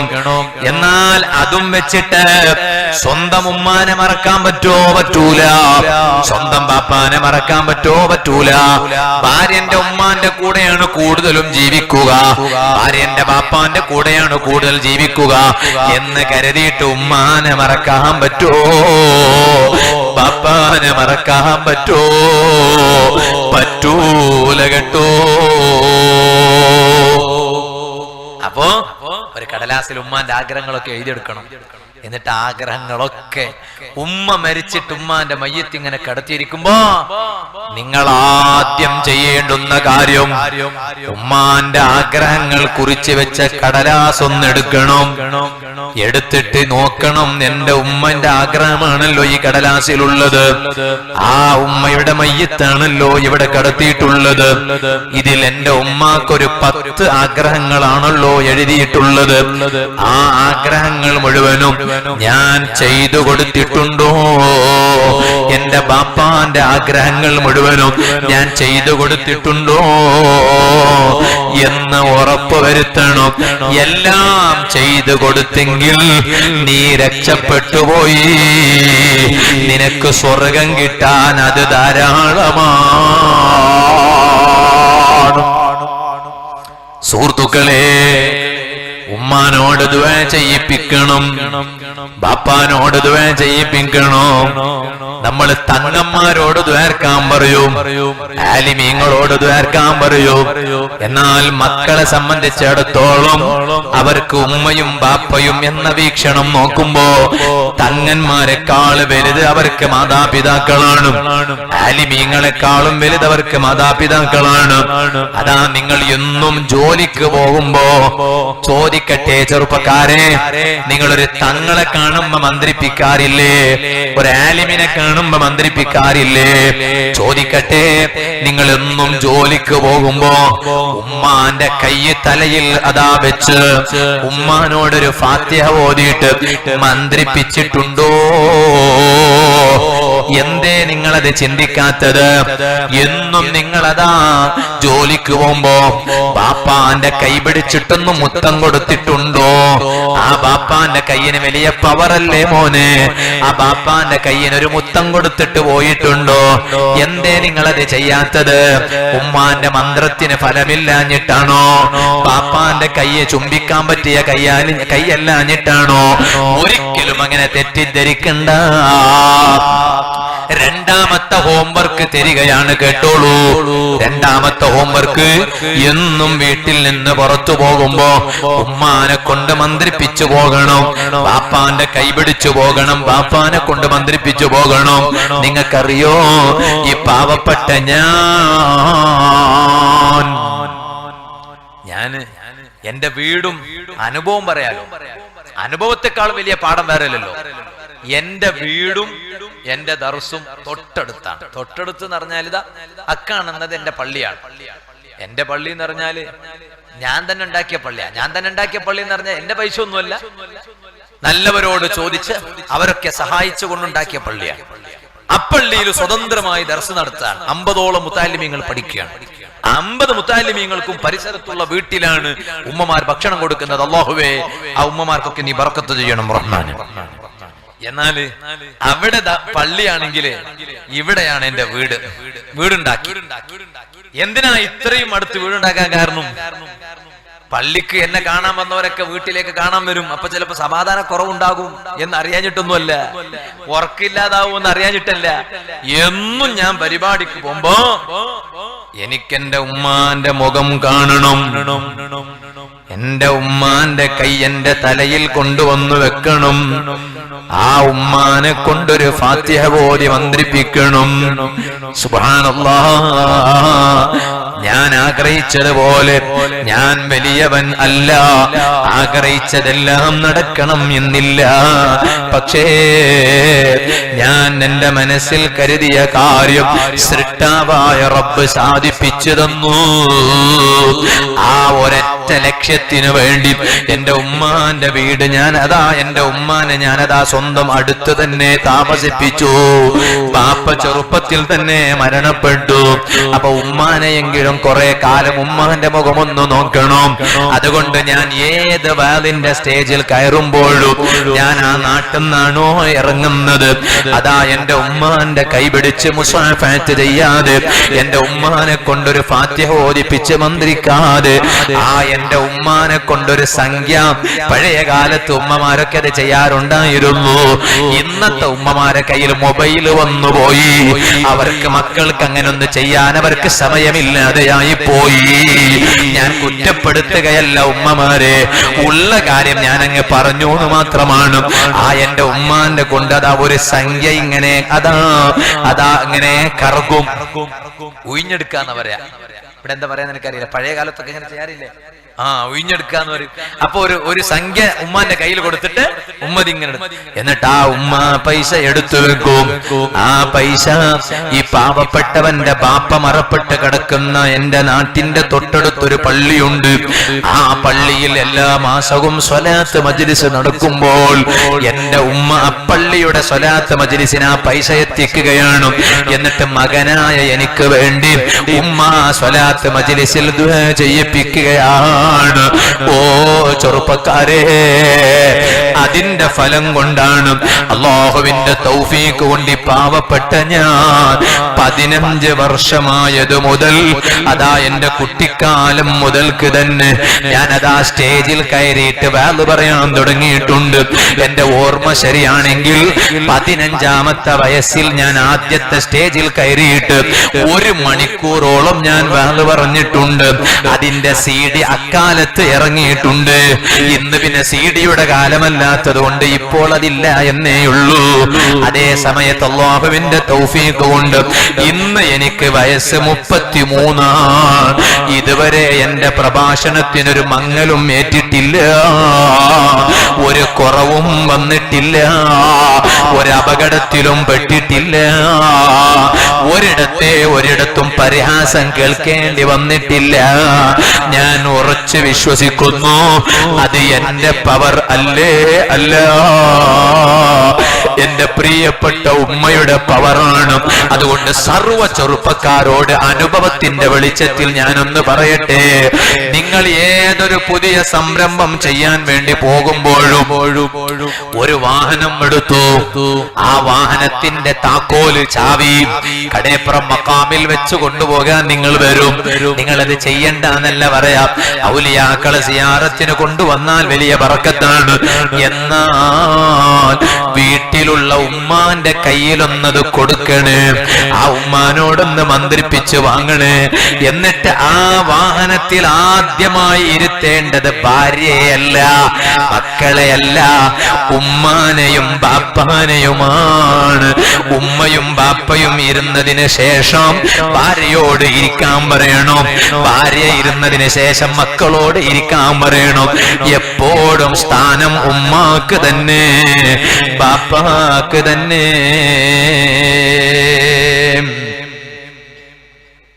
സ്ക്രീൻ മദ്രസയുടെ ഉള്ളിൽ ഉണ്ട്. ഇൻഷാ അല്ലാഹ് ദ്വാരക്കാൻ വേണ്ടിയിട്ടുള്ളതാണ്. എല്ലാവരും നല്ല സംഭാവന നിക്ഷേപിക്കുക. എന്റെ കീശയിൽ പൈസ ഇല്ല മോനെ. ഖാലിദാജിന്റെ വീട്ടിലെ പെട്ടിയില എന്റെ പൈസ ഉള്ള. എന്റെ മോനെ അവിടെ ഖാലിദാജ് ഇരിപ്പുണ്ട്. ഖാലിദാജിയോട് എന്റെ പൈസ കൂടി വാങ്ങിക്കോട്ടാ, ഞാൻ മൂപ്പർക്ക് വീട്ടിലെത്തിയിട്ട് കൊടുക്കാം. അല്ലാഹു ബർക്കത്തേട്ടെ. ബിസ്മില്ലാ. അപ്പൊ ഞാൻ പറഞ്ഞു, നിങ്ങൾ കരുതണ്ട ഇയാള് സ്റ്റേജിൽ കയറിയാൽ കീശയിൽ പൈസ വെക്കൂല, കാരണം ബക്കറ്റ് കാണിക്കുമ്പോ പൈസ ഇടേണ്ടി വരും എന്ന് കരുതിയിട്ട്. അങ്ങനൊന്നും അല്ല കേട്ടോ, അങ്ങനൊന്നുമല്ല. ആ സമയത്ത് ഞാൻ അവിടുന്ന് കുളിച്ചിട്ട് പിന്നെ ഡ്രസ്സ് ഇങ്ങനെ ഇട്ടിട്ട് വന്നപ്പോ ഉണ്ട് പൈസ പർസിൽ വെച്ച് പോയി. അതാണ് വിഷയം. ഖാലിദ് കൊടുത്താൽ മതി, ഞാൻ ഖാലിദ് കൊടുക്കാം. അല്ലാഹു ബർക്കത്തേട്ടെ. ഞാൻ പറഞ്ഞു വന്നത്, അപ്പൊ നിങ്ങൾ മറക്കണ്ട, ഞാൻ ചുരുക്കുകയാണ്. പറഞ്ഞു വന്നത് അതാ അവരെ കൊണ്ട് മന്ത്രിപ്പിക്കണം, ദുആ ചെയ്യിപ്പിക്കണം. ഉമ്മയുടെ ദുആക്ക് എത്രയും പെട്ടെന്ന് ഉത്തരം കിട്ടും. അറിയില്ലേ ബഹുമാനപ്പെട്ട മുഹമ്മദ് ബിൻ ഇസ്മായിൽ അൽ ബുഖാരി റളിയല്ലാഹു അൻഹു, ആ മഹാനവരുകൾ ഉമ്മ മഹാനവരുകളെ കുറിച്ച് ആഗ്രഹിക്കുകയാണ്. എന്റെ മകനെ വലിയ ഒരു പണ്ഡിതനാക്കി വളർത്തിയെടുക്കണം. ഉമ്മ മകനെ കുറിച്ച് ചിന്തിക്കുകയാണ്. എന്റെ മകനെ വലിയ ഒരു പണ്ഡിതനാക്കി വളർത്തിയെടുക്കണം. പക്ഷേ കുട്ടിക്കാലത്ത് തന്നെ മകന്റെ കണ്ണിന്റെ കാഴ്ച നഷ്ടപ്പെട്ടുപോയി. ഉമ്മാക്ക് വലിയ സങ്കടമാണ്. എന്തേ സങ്കടം? അതാ മകന്റെ കണ്ണിന്റെ കാഴ്ച നഷ്ടപ്പെട്ടല്ലോ. ആ കാഴ്ചയുണ്ടെങ്കിലല്ലേ എന്റെ മകൻ കിതാബ് ഓതി പഠിക്കുക, ഇൽമു പഠിക്കുക. കണ്ണിന്റെ കാഴ്ച നഷ്ടപ്പെട്ടാൽ പിന്നെ എന്റെ മകൻ വലിയ മഹാനാകലെങ്ങനെ, വലിയ പണ്ഡിതനാകലെങ്ങനെ? ആ മകന്റെ കണ്ണിന്റെ കാഴ്ച നഷ്ടപ്പെട്ടു പോയി. സുബ്ഹാനല്ലാഹ്. ആ മകന്റെ കണ്ണിന്റെ കാഴ്ച തിരിച്ചു കിട്ടാൻ ഉമ്മ ചെയ്ത കാര്യം എന്താണെന്നറിയാമോ? എന്നും രാത്രി തഹജ്ജുദ് നിസ്കാരത്തിന് ഉമ്മ ഉണരും. ആ തഹജ്ജുദ് നിസ്കാരത്തിന് ശേഷം ഉമ്മ കരഞ്ഞുകൊണ്ട് ദുആ ചെയ്യൂ. എന്തിനാണ് ദുആ ചെയ്യുന്നത്? പടച്ച റബ്ബേ, എന്റെ മകൻ മുഹമ്മദ് എന്ന മോനെ വലിയ ഇമാമാക്കണമെന്ന് ആഗ്രഹമുണ്ട്, വലിയ പണ്ഡിതനാക്കണമെന്ന് ആഗ്രഹമുണ്ട്. പക്ഷേ അവന്റെ കണ്ണിന്റെ കാഴ്ച നഷ്ടപ്പെട്ടു പോയിട്ടുണ്ട്. എന്റെ മകന്റെ കണ്ണിന്റെ കാഴ്ച ഒന്ന് തിരിച്ചു കൊടുക്കണേ. ഉമ്മങ്ങ് തഹജ്ജുദ് നിസ്കരിച്ചിട്ട് ദുആയിരുന്നു. ഈ ചരിത്രം പറഞ്ഞുകൊണ്ടിരിക്കുന്നതിന്റെ ഇടയില് അതാ ഈ സദസ്സിലിന്റെ വാല് കേൾക്കുന്ന ഉമ്മമാരോട് ഞാൻ പറയട്ടെ, മക്കളെ ഒരിക്കലും ശപിക്കരുത്. ചില ഉമ്മമാരുണ്ട്, കുട്ടികൾ ചിലപ്പോൾ അവരുടെ കുട്ടികളുടെ ബുദ്ധിമോശം കൊണ്ട് വല്ല കുസൃതിയും കാണിച്ചു പോയാൽ ഇവനൊന്ന് നശിച്ചോട്ടെ, ഹലാക്കായി പോട്ടെ എന്നിങ്ങനെ നാശം കൊണ്ട് പ്രാർത്ഥിക്കാറുണ്ട്. ഒരിക്കലും ഉമ്മയും ബാപ്പയും കുട്ടികൾ നാശമായി പോകാൻ ദുആ ചെയ്യാൻ പാടില്ല. കാരണം മക്കൾക്ക് വേണ്ടി ഉമ്മയും ബാപ്പയും ദുആ ചെയ്താൽ അത് നല്ലതിന് വേണ്ടി ദുആർന്നാലും അത് എതിരായി ദുആർന്നാലും ആ ദുആക്ക് പെട്ടെന്ന് ഉത്തരം കിട്ടും. അതുകൊണ്ടാണ് 3 വിഷയങ്ങൾക്കെതിരെ നിങ്ങൾ ദ്വാർക്കാൻ പാടില്ല. ഒന്ന്, നിങ്ങളുടെ സ്വന്തം ശരീരത്തിനെതിരെ ദ്വാർക്കാൻ പാടില്ല. ഞാനൊന്ന് ഹലാക്ക് ഹലാക്കായി പോയാൽ എത്ര നന്നായിരുന്നു. പറയാൻ പാടില്ല, അല്ല പെട്ടെന്ന് ഉത്തരം തരും. ചിലപ്പോ വലിയ രോഗം അല്ലാഹു തരും. അല്ലാഹു നമ്മളെ നന്നാക്കി തരട്ടെ. രണ്ടാമത്തത്, നിങ്ങളുടെ സമ്പത്തിനെതിരെ നിങ്ങൾ ദ്വാരക്കാൻ പാടില്ല. നിങ്ങളെ സമ്പത്തിനെതിരെ നിങ്ങൾ ദ്വാരക്കാൻ പാടില്ല. ഒരു വാഹനമുണ്ട്, അത് പലയിടത്തും ഇങ്ങനെ നിന്നു പോകും. അപ്പൊ ആ വാഹനത്തെ കുറിച്ച് പറയാണ്, ഇതെന്തൊരു ഹലാക്കിന്റെ വാഹനമാണ്. ഹലാക്ക് എന്ന് പറഞ്ഞാൽ നാശോന്നല്ലേ. നിങ്ങൾ അങ്ങനെ ദ്വാരക്കാൻ പാടില്ല, പറയാൻ പാടില്ല. അടുത്ത വളവിൽ ചിലപ്പോൾ ആക്സിഡന്റ് വന്നു പോകും. അല്ലാഹു കാത്തുരക്ഷിക്കട്ടെ. ഇത് പറഞ്ഞിട്ട് മൂന്നാമതായി നബി സല്ലല്ലാഹു അലൈഹി വസല്ലം നിങ്ങൾ പറയാണ്, ഓ ഉമ്മമാരെ, ഉപ്പമാരെ, വലാ തദഉ വലാ ഔലാദികും, നിങ്ങളെ മക്കൾക്കെതിരെ ദുആ ചെയ്യാൻ പാടില്ല കേട്ടോ. ഇടയ്ക്ക് ഞാൻ അക്കാര്യം ഉമ്മമാരോടും ഉപ്പമാരോടും ഓർമ്മപ്പെടുത്താനും. എന്നിട്ട് എല്ലാ ഉമ്മയോടും ഉപ്പയോടും ഞാൻ പറയാണ്, നിങ്ങളെ മക്കളെ നന്നായി കാണണമെന്നില്ലേ? നിങ്ങളെ മക്കളെ കാണുമ്പോ നിങ്ങൾക്ക് സന്തോഷമാകണ്ടേ? നിങ്ങൾ മരിച്ചിട്ട് കബറിൽ കിടക്കുമ്പോഴും നിങ്ങളെ പള്ളിയിൽ നിങ്ങൾ സുജൂദ് ചെയ്ത സ്ഥലത്ത് നിങ്ങളെ മക്കൾ വന്ന് നെറ്റി വെച്ച് സുജൂദ് ചെയ്യുന്ന രംഗം അതാ പള്ളിക്കാട്ടിൽ കബറിൽ കിടക്കുമ്പോൾ നിങ്ങൾക്ക് കാണണമെന്നില്ലേ? എന്നാൽ ഞാൻ നിങ്ങൾക്ക് മൂന്നാമത്തെ ഒരു ഹോംവർക്ക് തരാണ്. മൂന്നാമത്തെ ഹോംവർക്ക് തരാണ്. ആദ്യം പറഞ്ഞ 2 ഹോംവർക്ക് മക്കൾ ചെയ്യേണ്ടതാണ്. മൂന്നാമത്തെ ഹോംവർക്ക് ഉമ്മയും ബാപ്പയും മക്കൾക്ക് വേണ്ടി ചെയ്യേണ്ടതാണ്. ഏതാണ് ആ ഹോംവർക്ക്? എന്നും തഹജ്ജുദ് നിസ്കാരത്തിന് എണീക്കണം. ഈ സദസ്സിലുള്ള എല്ലാ ഉപ്പമാരോടും പറയട്ടെ, ഉമ്മമാരോടും പറയട്ടെ, രാത്രി ഒരൽപ്പം വേഗം കിടന്നുറങ്ങാം. രാത്രി കുറെ വൈകിട്ട് ഉറങ്ങേണ്ടതില്ലല്ലോ, നേരത്തെ കിടന്നുറങ്ങാം. ഭക്ഷണമൊക്കെ ഇശാന് മുമ്പന്നെ കഴിക്കുക. രാത്രി 10 മണിക്കല്ല രാത്രി ഭക്ഷണം കഴിക്കുക. ഡോക്ടർമാർ പറയല്ല, ഇസ്ലാം പറയൽ തന്നെ അങ്ങനെയാണ്. അൽ അശാഉ ഖബ്ലൽ ഇശാ. അശാ എന്ന് പറഞ്ഞാൽ രാത്രി ഭക്ഷണത്തിനാണ് അശാ എന്ന് പറയാ. ഡിന്നർ. ആ ഡിന്നർ കഴിക്കേണ്ടത് ഖബ്ലൽ ഇശാ, ഇശാക്ക് മുമ്പാണ്. അപ്പൊ ഡിന്നർ ബിഫോർ ഇശ ആണ്, ഡിന്നർ ആഫ്റ്റർ ഇശ അല്ല. അപ്പൊ മഗ്രിബ് നിസ്കാരത്തിന് ശേഷം തന്നെ, മഗ്രിബൊക്കെ നിസ്കാരം കഴിഞ്ഞിട്ട് ചൊല്ലിപ്പറയേണ്ടതൊക്കെ ചൊല്ലിപ്പറഞ്ഞിട്ട് രാത്രി കുറച്ചല്ലേ കഴിക്കുള്ളൂ, രാത്രി കുറച്ച് കഴിച്ചാൽ മതി. അപ്പൊ ചിലർ ചോദിക്കും, ഉസ്താദ് ഇശാക്ക് മുമ്പ് കഴിക്കാൻ സമയം കിട്ടുമോ? എന്താ കഴിക്കുക? ചപ്പാത്തിയും ചോറും മീൻ പൊരിച്ചതും മറ്റതും അങ്ങനെയൊന്നും കഴിക്കണമെന്നില്ല. രാത്രി കുറച്ച് കഴിച്ചാൽ മതി, രാത്രി കുറച്ച് കഴിക്കണമെന്നല്ലേ എല്ലാരും പറയൽ തന്നെ അല്ലെ? അങ്ങനെ ഒരു കണക്കില്ലേ? ഉച്ച ആരോ കഴിച്ചതുപോലെ ഉച്ച കഴിക്കണം, രാത്രി ആരോ കഴിച്ചതുപോലെ കഴിക്കണം എന്നൊക്കെ പറയാനുണ്ട്. നമുക്കതൊന്നും അറിയില്ല, നമുക്ക് കിതാബുള്ളതുകൊണ്ട് മറ്റൊന്നും അറിയില്ല. അപ്പോ രാത്രി ഇശാക്ക് മുമ്പ് തന്നെ ഭക്ഷണം കഴിക്കണം. എന്നിട്ട് ഇശാ നിസ്കാരം എല്ലാം കഴിഞ്ഞ് വന്നാല് എന്തെങ്കിലും കുറച്ച് കുടിക്കാണ്ടെങ്കിൽ മാത്രം കുടിച്ച് വേഗം കിടന്നുറങ്ങാം.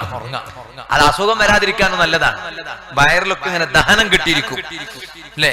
നിസ്കാരമൊക്കെ ഒരു 4 റക്അത്ത് ഇശാ നിസ്കാരം, അതിനുശേഷം ഒരു 2 റക്അത്ത് ഇശാന്റെ സുന്നത്ത് നിസ്കാരം, അതിനുശേഷം ഒരു 3 റക്അത്ത് വിത്ർ സുന്നത്ത് നിസ്കാരം ഒക്കെ നിസ്കരിച്ച് കിടക്കുമ്പോഴേക്ക് നേരത്തെ കഴിച്ചതൊക്കെ ഒന്നുണ്ടാവും, ഒന്ന് ഡൈജഷൻ ആയിരിക്കും, ഒന്ന് ലെവലായിരിക്കും. എന്നിട്ട് ഒരു ഗ്ലാസ് വെള്ളമോ അല്ലെങ്കിൽ വേറെ കുടിച്ചിട്ടൊന്ന് കിടന്നുറങ്ങിയാൽ നല്ല ഉറക്കം കിട്ടും. ഉറക്കം കിട്ടുമെന്ന് മാത്രമല്ല, സുബഹിക്ക് മുമ്പ് തഹജ്ജുദിന് വേഗം എണീക്കാനും കഴിയും. ഇത് രാത്രി ഉറക്കേണ്ടതൊക്കെ ഡ്രമ്മിൽ ഉറക്കും പോലെയാ. സുബ്ഹാന ജല്ല ജലാലു. ഡ്രമ്മിൽ ഉറക്കേണ്ടത്. ഒരു രോഗി ഡോക്ടറെ കാണാൻ പോയി. അപ്പൊ ഡോക്ടർ രോഗിയോട് ചോദിച്ചു, ഞാൻ എന്തൊക്കെയാ ശ്രദ്ധിക്കേണ്ടത്? ഡോക്ടർ പറഞ്ഞു, രാത്രി 2 ചപ്പാത്തി മാത്രം കഴിച്ചാൽ മതി, വേറൊന്നും 2 ചപ്പാത്തി കഴിക്കണമെന്ന്.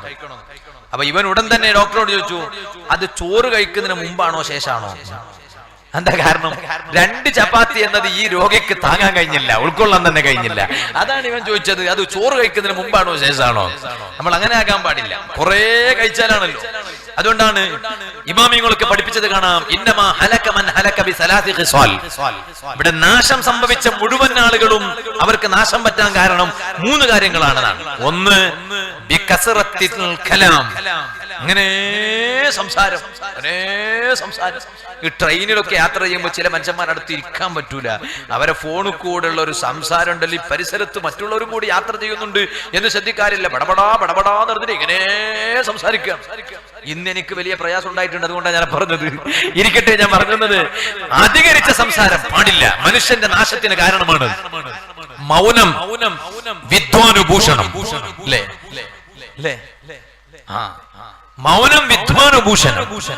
അപ്പോ മൗനം വീക്ഷിക്കുക, സംസാരം കുറക്കുക, അത് ബുദ്ധിയുള്ളവന്റെ അടയാളാണ്. എന്ന് പറഞ്ഞാൽ തെറ്റ് കാണുമ്പോഴൊക്കെ മിണ്ടാതിരിക്കണമെന്നല്ല, വാള് പറയാൻ പാടില്ല എന്നല്ല, മിണ്ടാതിരിക്കലല്ല വേണ്ട. നിങ്ങൾ എന്തിനാ വാള് പറയണമെന്ന് ചോദിച്ചാലോ, നല്ലത് പറയാ, അല്ലാത്ത പറയാൻ പാടില്ല. മൻ സമത്ത നജ, മിണ്ടാതിരുന്ന രക്ഷപ്പെട്ടു പോയി. അതുകൊണ്ട് തന്നെ സംസാരിക്കുകയാണെങ്കിൽ ഫൽയഖുൽ ഖൈറാ, നല്ലത് മാത്രം പറയാ, ഔലി യസ്മുത്, അല്ല മിണ്ടാതിരിക്കണം.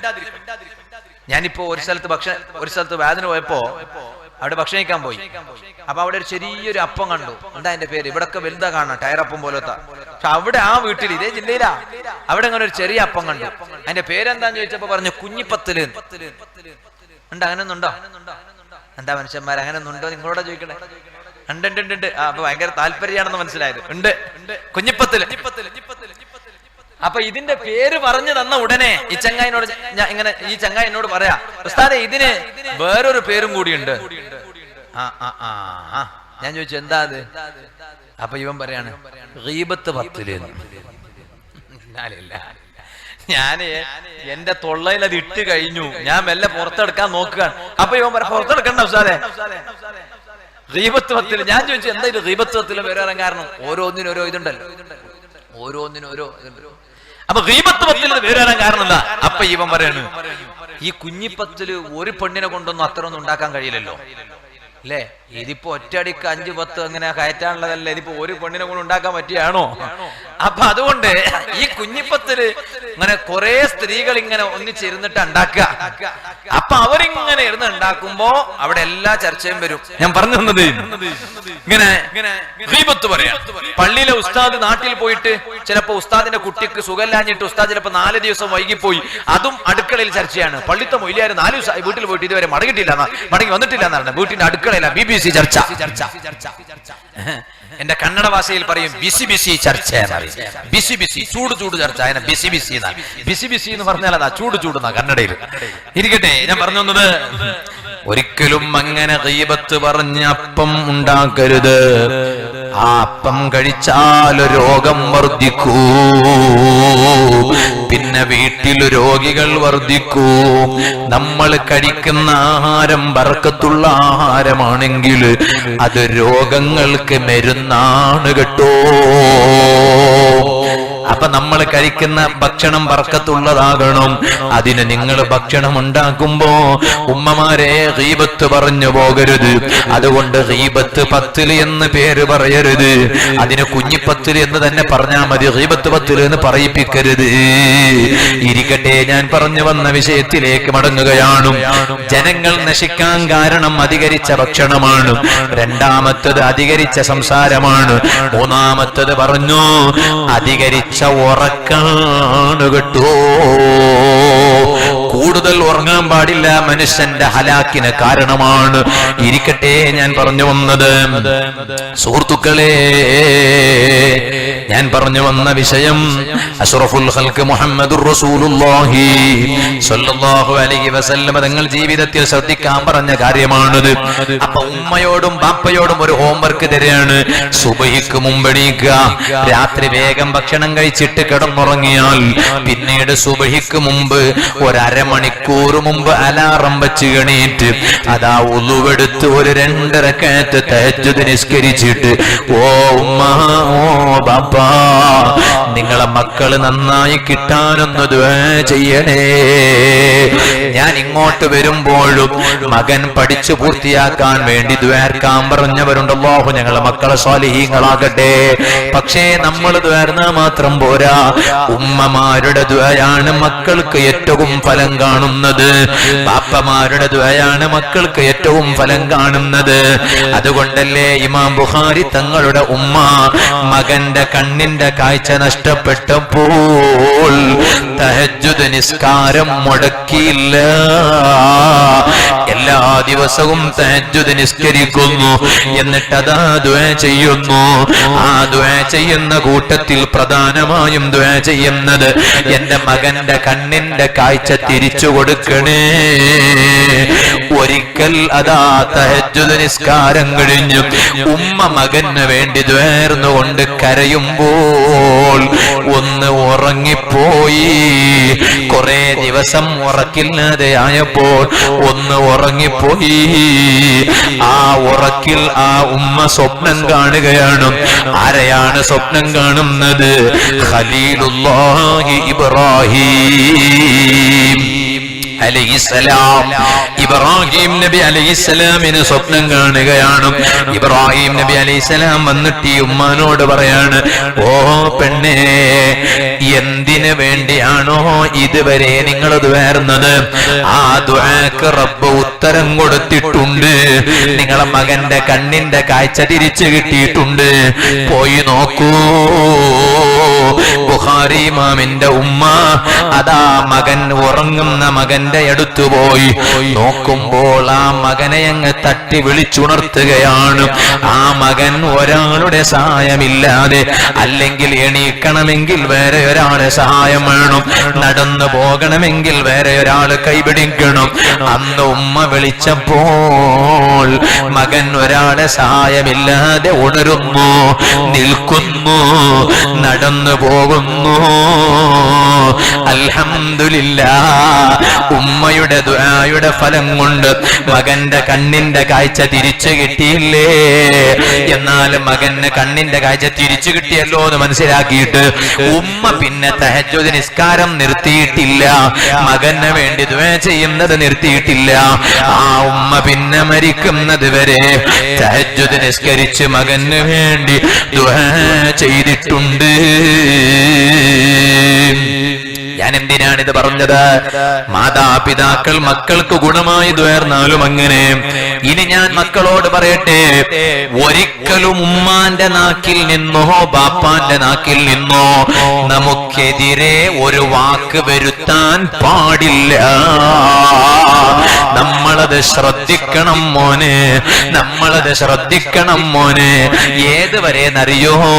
ഓ ഇപ്പൊ നീ ഒന്ന് വലുതായി പോയല്ലേ, എടി ഇപ്പൊ നീ ഒന്ന് വലുതായി പോയില്ലേ എന്ന് പോലും ഉമ്മയും ബാപ്പയും പറഞ്ഞു പോകുന്നൊരവസരം നമ്മൾ ഉണ്ടാക്കിക്കൂടാ.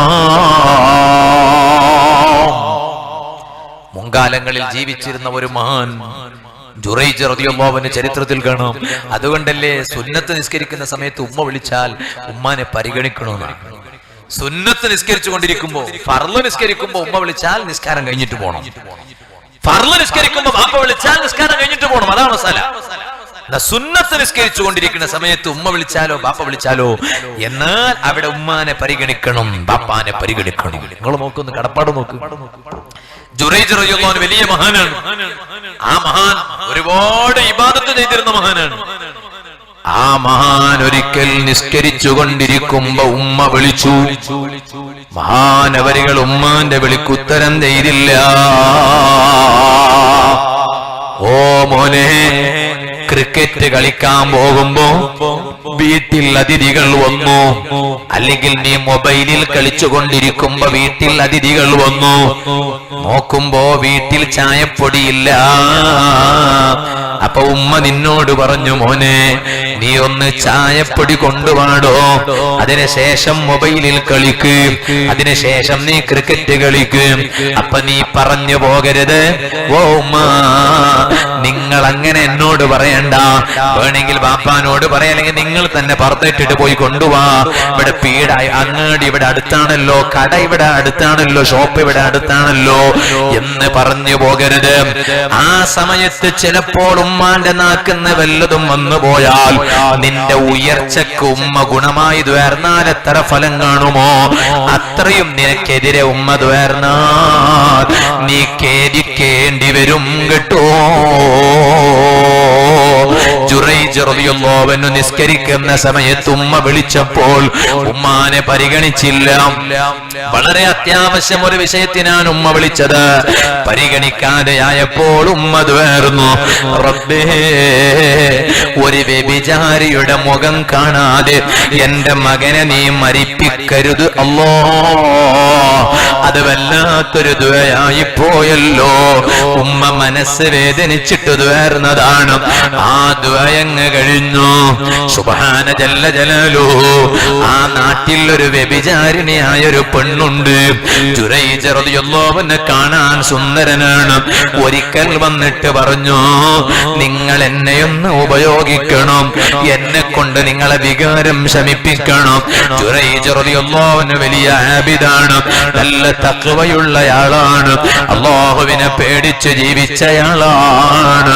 മഹാനവരുകൾക്ക് വ്യഭിചാരം താല്പര്യമില്ല, അന്യ പെണ്ണിനോട് അവിഹിത ബന്ധം താല്പര്യമില്ല, അന്യ പെണ്ണിനോട് സംസാരം താല്പര്യമില്ല, അന്യ പെണ്ണിനെ കൈപിടിക്കൽ താല്പര്യമില്ല, അന്യ പെണ്ണിന്റെ മുഖത്ത് നോക്കുന്നത് താല്പര്യമില്ല, അന്യ പെണ്ണിന്റെ കൂടെ നടക്കുന്നത് താല്പര്യമില്ല. മാറി നിന്ന് പോയി. ഈ പെണ്ണെന്ത് ചെയ്തു? ഒരാട്ടിടയനെ കൊണ്ട് വികാരം ശമിപ്പിച്ചു. എന്നിട്ട് ഗർഭം ചുമന്നിട്ട് പ്രസവിച്ചപ്പോൾ പ്രസവിച്ച കുഞ്ഞിയെയും കൈക്കുഞ്ഞിയെ കയ്യിൽ പിടിച്ച് നാട്ടിലാകെ പാട്ടുപാടി നടന്നു. ഓ നാട്ടുകാരെ, നിങ്ങൾ ജുറൈജ് എന്നോര് വലിയ നല്ലവരായിട്ടല്ലേ കാണുന്നത്? ഈ എന്റെ കയ്യിലുള്ള കുഞ്ഞ് എന്നെ ജുറൈജ് വ്യഭിചരിച്ചപ്പോൾ അതിലൂടെ ഗർഭമുണ്ടായപ്പോ തുടർന്ന് പ്രസവിച്ച കുഞ്ഞാണിത്. സുബ്ഹാന ജല്ല ജലാലു. നാട്ടുകാര് ജുറൈജ് തങ്ങളെ കൈകാര്യം ചെയ്തു. മഹാനവരുകൾ വ്യഭിചരിച്ചില്ലല്ലോ, വ്യഭിചാരം ചിന്തിക്കുക പോലും ചെയ്തില്ലല്ലോ. വ്യഭിചരിക്കണമെന്ന് പറഞ്ഞപ്പോ മാറി നിന്നതാണല്ലോ. ഒരന്യ പെണ്ണിന്റെ മുഖത്തും നോക്കിയിട്ടില്ലല്ലോ, ഒരന്യ പെണ്ണിനോടും സംസാരിച്ചിട്ടില്ലല്ലോ. പക്ഷേ ഉമ്മയുടെ ദുആ ഫലിച്ചു പോയി.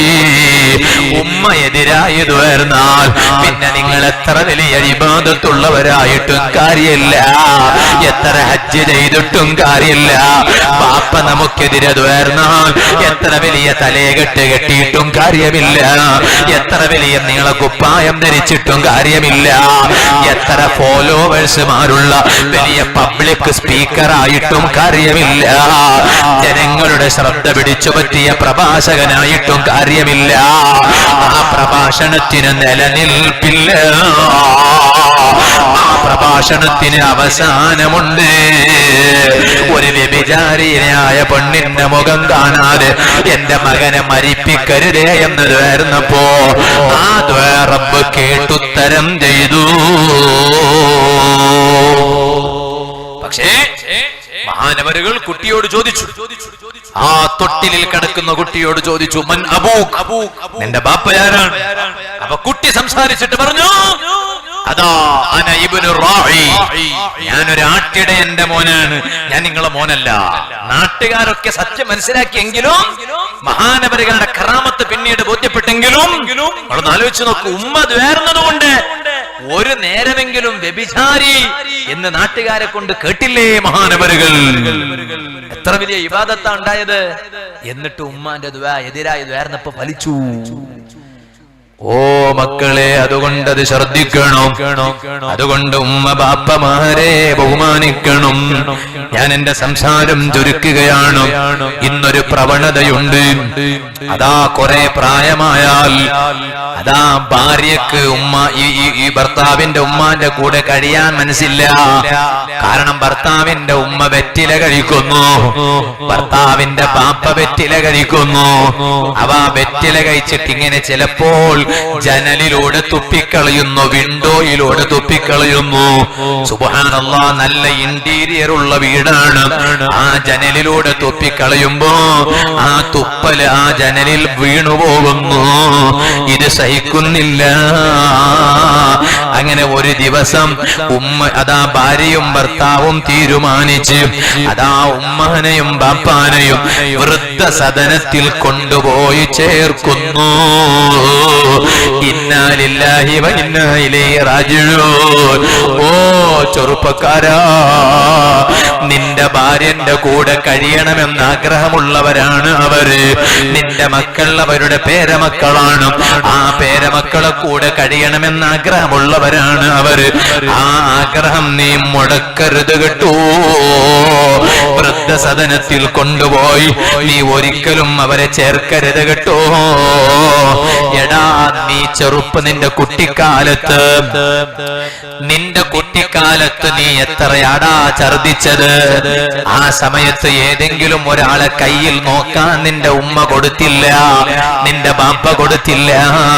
എടാ, നീ കുട്ടിക്കാലത്ത്, ചെറുപ്പക്കാരോടാണ് ഞാൻ പറയുന്നത്, കൗമാരപ്രായമുള്ളവരോടാണ് എന്റെ സംസാരം കേൾക്കുന്ന അതാ കൗമാരപ്രായമുള്ള പെൺകുട്ടികളോട് പറയാണ്, നിങ്ങൾ ആ കുട്ടിക്കാലത്തുള്ള സമയത്ത് ഇന്ന് പാമ്പേഴ്സ് ഉണ്ട്. അതാ മൂത്രിച്ചാൽ ഉമ്മാന്റെ വസ്ത്രത്തിലാകാതിരിക്കാനുള്ള പാമ്പേഴ്സ് ഉണ്ട്. പഴയ കാലത്ത് പാമ്പേഴ്സ് ഉണ്ടോ? അന്ന് എല്ലാ പാമ്പേഴ്സും ഉമ്മാന്റെ മടിത്തട്ടാണ്. ഉമ്മ ചിലപ്പോ നല്ല പട്ടുവസ്ത്രം ധരിച്ചു വന്നാലും കുട്ടി അതാ ഉമ്മാന്റെ മടിയിലിരുന്ന് മൂത്രിച്ചു പോയി. പക്ഷേ ഉമ്മാക്കൊരു സങ്കടവുമില്ല. അന്ന് നിന്നെ വേറെ ഒരാളെ കയ്യിലും നോക്കാൻ ഉമ്മ കൊടുത്തില്ല. ആ ഉമ്മാന്റെ അമ്മിഞ്ഞിപ്പാലില്ലടാ. ആ അമ്മിഞ്ഞിപ്പാല് എന്ത് ടേസ്റ്റ് ആണല്ലോ. ഏതെങ്കിലും ഒരു സിർലാക്കിന് ആ മൂല്യമുണ്ടോ? ഹോർലിക്സിനുണ്ടോ? ബോൺവിറ്റക്കുണ്ടോ? ഇന്നുള്ള ഏത് വിറ്റമിനുള്ള വിഭവങ്ങൾക്കുമുണ്ടോ? അതുകൊണ്ട് ഏത് സിർലാക്ക് എടുത്തു നോക്കിയാലും, കുട്ടികൾക്ക് കൊടുക്കുന്ന ഏതെടുത്തു നോക്കിയാലും അതിലെല്ലാം എഴുതി വെച്ചത് കാണാം, ഉമ്മാന്റെ മുലപ്പാലിനുള്ള വില ഇതിനൊന്നുമില്ല തന്നെ. ആ ഉമ്മാന്റെ അമ്മിഞ്ഞിപ്പാലീണ്ടി കുടിക്കണ സമയത്ത് നീ ഒരൽപ്പം ഛർദിച്ചു പോയാൽ നിന്റെ ഉമ്മാക്കൊരു മടിയും തോന്നിയിട്ടില്ല. ഉമ്മ ബാപ്പാന്റെ കയ്യിൽ കൊടുക്കുന്നു, നിന്നെ വൃത്തിയാക്കാൻ തുണി കൊണ്ടുവരാൻ പോയതാണ്. നിന്റെ ബാപ്പാക്കും ഒരു മടിയും തോന്നിയില്ല. ചിലപ്പോ ബാപ്പയുടെ കുപ്പായം തന്നെ ചിലപ്പോൾ നീ ഛർദിച്ചത് തുടക്കാൻ ബാപ്പ കുപ്പായം തന്നെ ഉപയോഗിച്ചു. പിന്നെ അത് കഴുകാമല്ലോ എന്ന് കരുതിയിട്ട് ആ ഉമ്മയെയും ബാപ്പയെയും ഇപ്പൊ നിന്റെ വീട്ടിൽ അവർക്കൊരൽപ്പം പ്രായമായപ്പോൾ അവരവിടെ ഇവിടെയൊക്കെ കാക്കരിച്ച് തുപ്പുന്നു എന്ന് കാണുമ്പോ വെറ്റില കഴിച്ചിട്ട് തുപ്പുന്നത് വീട്ടിലാകുന്നു എന്ന് മനസ്സിലാക്കി. അല്ലെങ്കിൽ അവർ പ്രായമാകുമ്പോ ഒരേ കാര്യം പലപ്പോഴും ഇങ്ങനെ ചോദിക്കും. അത് പ്രായമുള്ളവർക്കുള്ള സ്വഭാവമാണ്. അത് എനിക്കും നിങ്ങൾക്കും പ്രായമായാൽ ഉണ്ടാകുന്നതാണ്. ആ പ്രായമായപ്പോൾ അവർ പലപ്പോഴും ഒരേ കാര്യം പല തവണ ചോദിക്കുമ്പോഴോ നിനക്കതൊരു മടിയായി തോന്നിയില്ലേ?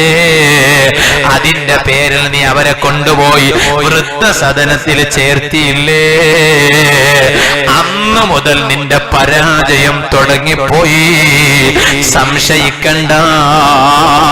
അതുകൊണ്ടല്ലേ ഖുർആനിൽ അല്ലാഹ് പറഞ്ഞത്, വഖളാ റബ്ബുക അല്ലാ തഅബുദൂ ഇല്ലാ ഇയ്യാ. അതാ നിങ്ങൾ അല്ലാഹുവിനെ ആരാധിക്കണം. വബിൽ വാലിദൈനി ഇഹ്സാനാ, മാതാപിതാക്കൾക്ക് ഗുണം ചെയ്യണം. എന്നിട്ട് അല്ലാഹ്ക്കറിയാം കുറെ കാലം കഴിഞ്ഞാൽ ഇവിടെ വൃദ്ധസദനം വരുമെന്ന് അല്ലാഹ്ക്കറിയാം. നീ എന്ത് എഞ്ചിനീയർ ആയിട്ട് എന്തടാ കാര്യോ? എത്ര വലിയ സിവിലുകാരനായിട്ട് എന്താ കാര്യോ? എത്ര വലിയ സോഫ്റ്റ്വെയർ എഞ്ചിനീയർ ആയിട്ട് എന്താ കാര്യോ? എത്ര വലിയ ടെക്നിക്കൽ മെക്കാനിക്കൽ എഞ്ചിനീയർ ആയിട്ട് എന്താ കാര്യോ? നീ എത്ര വലിയ ഡെന്റൽ ഡോക്ടർ ആയിട്ട് എന്താ കാര്യോ? നീ എത്ര വലിയ MBBS കാരനായിട്ട് എന്താ കാര്യോ? ഇത്രയെല്ലാം പരീക്ഷകൾ എഴുതിയിട്ട് ഫസ്റ്റ് മാർക്ക് വാങ്ങിയ നീ ഉമ്മാന്റെയും ബാപ്പാന്റെയും പരീക്ഷയിൽ തോറ്റുപോയില്ലടാ. ഉമ്മാന്റെ പരീക്ഷയിൽ തോറ്റ നീ, ബാപ്പാന്റെ പരീക്ഷയിൽ തോറ്റ നീ, ഏത് പരീക്ഷ എഴുതിട്ട് ജയിച്ചാലും ആ വിജയത്തിനൊരു നിലയും വിലയും ഇല്ല. അതുകൊണ്ടാണ് അല്ലാഹു തആല പറഞ്ഞത്, നോക്കൂ, ഇമ്മാ യബ്ലുഗന്ന ഇൻദകൽ കിബറ അഹദുഹുമാ ഔ കിലാഹുമാ. ആ മാതാപിതാക്കൾക്ക് പ്രായമായാൽ ഫലാ തഖുൽ ലഹുമാ ഉഫ്ഫി. അവരുടെ ഈ ആവർത്തിച്ചിട്ടുള്ള സംസാരം കേൾക്കുമ്പോ എന്തിനാ നിങ്ങൾക്ക് അതിന്റെ ആവശ്യം എന്ന് പോലും നീ പറഞ്ഞു പോകരുത്. അവരെ മനസ്സ് വേദനിച്ചു പോകരുത്. വഖുൽ ലഹുമാ ഖൗലൻ കരീമാ, മാന്യമായ സംസാരം അവരോട് സംസാരിക്കണം, അവരോട് കാരുണ്യം കാണിക്കണം. വഖുർ റബ്ബിർഹംഹുമാ കമാ റബ്ബയാനി സ്വഗീറാ. നാലാമത്തെ ഹോംവർക്ക് തരുന്നു, മക്കളോട് പറയുന്നു, നിങ്ങൾ ഏത് സമയത്ത് ദുആ ചെയ്യുമ്പോഴോ ബാപ്പാക്കൊന്ന് ദ്വാർക്കണം മോനെ, ഉമ്മാക്കൊന്ന് ദുആ ചെയ്യണം മോനെ. നിങ്ങളെ ദുആയുടെ സമയത്ത് ബാപ്പാനെയും കൂടി ഉൾക്കൊള്ളിച്ച് ദ്വാർന്നാൽ, ഉമ്മയും കൂടി ഉൾക്കൊള്ളിച്ച് ദ്വാർന്നാൽ ആ ദുആക്ക് ഉത്തരം കിട്ടിപ്പോയി. ഇക്കാര്യം ഞാൻ നിങ്ങളോട് ഓർമ്മപ്പെടുത്തി ഞാൻ എന്റെ സംസാരം നിർത്തുന്നതിന്റെ മോമിനീങ്ങളൊന്ന് എണീറ്റ് നിൽക്കണോ. ആ പള്ളിയുടെ പുറത്തിരിക്കുന്ന മോമിനീങ്ങളൊന്ന് സദസ്സിലേക്ക് കയറി വരണം. എല്ലാ മോമിനീങ്ങളൊന്നടുത്തേക്ക് വരണം. നമുക്ക് ദുആ ചെയ്ത് പിരിയണം. അർഹമുർ റഹീമീനായ റബ്ബേ, ഈ സദസ്സ് നീ ഞങ്ങളിൽ നിന്ന് കബൂൽ ചെയ്യണം അല്ലാഹ്. ഇത്രയും നേരം നമ്മൾ ചെലവഴിച്ച സമയങ്ങൾ മുഴുവനും പടച്ച റബ്ബേ നമ്മുടെ ജീവിതത്തിൽ വലിയ മാറ്റം കിട്ടാൻ കാരണമാക്കണം അല്ലാഹ്. ഞാൻ എന്റെ സംസാരം നിർത്തുകയാണ്. ഈ സദസ്സിൽ ജീവിച്ചിരിപ്പുള്ള ഉമ്മാനെ സന്തോഷിപ്പിക്കുന്ന കാര്യം ഞാൻ പറഞ്ഞു, ബാപ്പാനെ സന്തോഷിപ്പിക്കുന്ന കാര്യം ഞാൻ പറഞ്ഞു. ചോദിക്കട്ടെ, അതാ ഉമ്മമാര് മരണപ്പെട്ട മക്കൾ ഈ സദസ്സിലില്ലേ? ബാപ്പ മരണപ്പെട്ട മക്കൾ ഈ സദസ്സിലില്ലേ? ചിലപ്പോൾ നിങ്ങളെ മനസ്സിൽ ഒരു സംശയം കാണും, ഉസ്താദേ ജീവിച്ചിരിപ്പുള്ള ഉമ്മാന്റെ ആഗ്രഹം എന്താണ്, ബാപ്പാന്റെ ആഗ്രഹം എന്താണ്? അത് ചോദിക്കാൻ ഉസ്താദ് പറഞ്ഞില്ലേ, എഴുതിയെടുക്കാൻ ഉസ്താദ് പറഞ്ഞില്ലേ? എന്നിട്ട് അവരുടെ മരണത്തിന് മുമ്പായി അത് ചെയ്ത് തീർക്കണമെന്ന് ഉസ്താദ് പറഞ്ഞില്ലേ? ശരിയാണ്. പക്ഷേ എന്റെ ഉമ്മ ഖബറിലാണ്, എന്റെ ബാപ്പ ഖബറിലാണ്. ആ ഖബറിൽ കിടക്കുന്ന ബാപ്പാക്കും സന്തോഷം കിട്ടണ്ടയോ, ഉമ്മാക്കും സന്തോഷം കിട്ടണ്ടയോ? അതിന് ഞാൻ എന്താണ് ചെയ്യേണ്ടതെന്ന് ചിലപ്പോ നിങ്ങളെ മനസ്സിൽ നിങ്ങൾ ചിന്തിച്ചിരിക്കൂ. അതിനൊരു ചെറിയ വാക്കിൽ മറുപടി പറഞ്ഞ് നിർത്തട്ടെ. പണ്ഡിതന്മാര് പഠിപ്പിച്ചു, ഖബറിൽ കിടക്കുന്ന ഉമ്മാനെ സന്തോഷിപ്പിക്കാൻ ചില വഴികളുണ്ട്, ഖബറിൽ കിടക്കുന്ന ബാപ്പാനെ സന്തോഷിപ്പിക്കാൻ ചില വഴികളുണ്ട്. അതിൽ ഒരു വഴി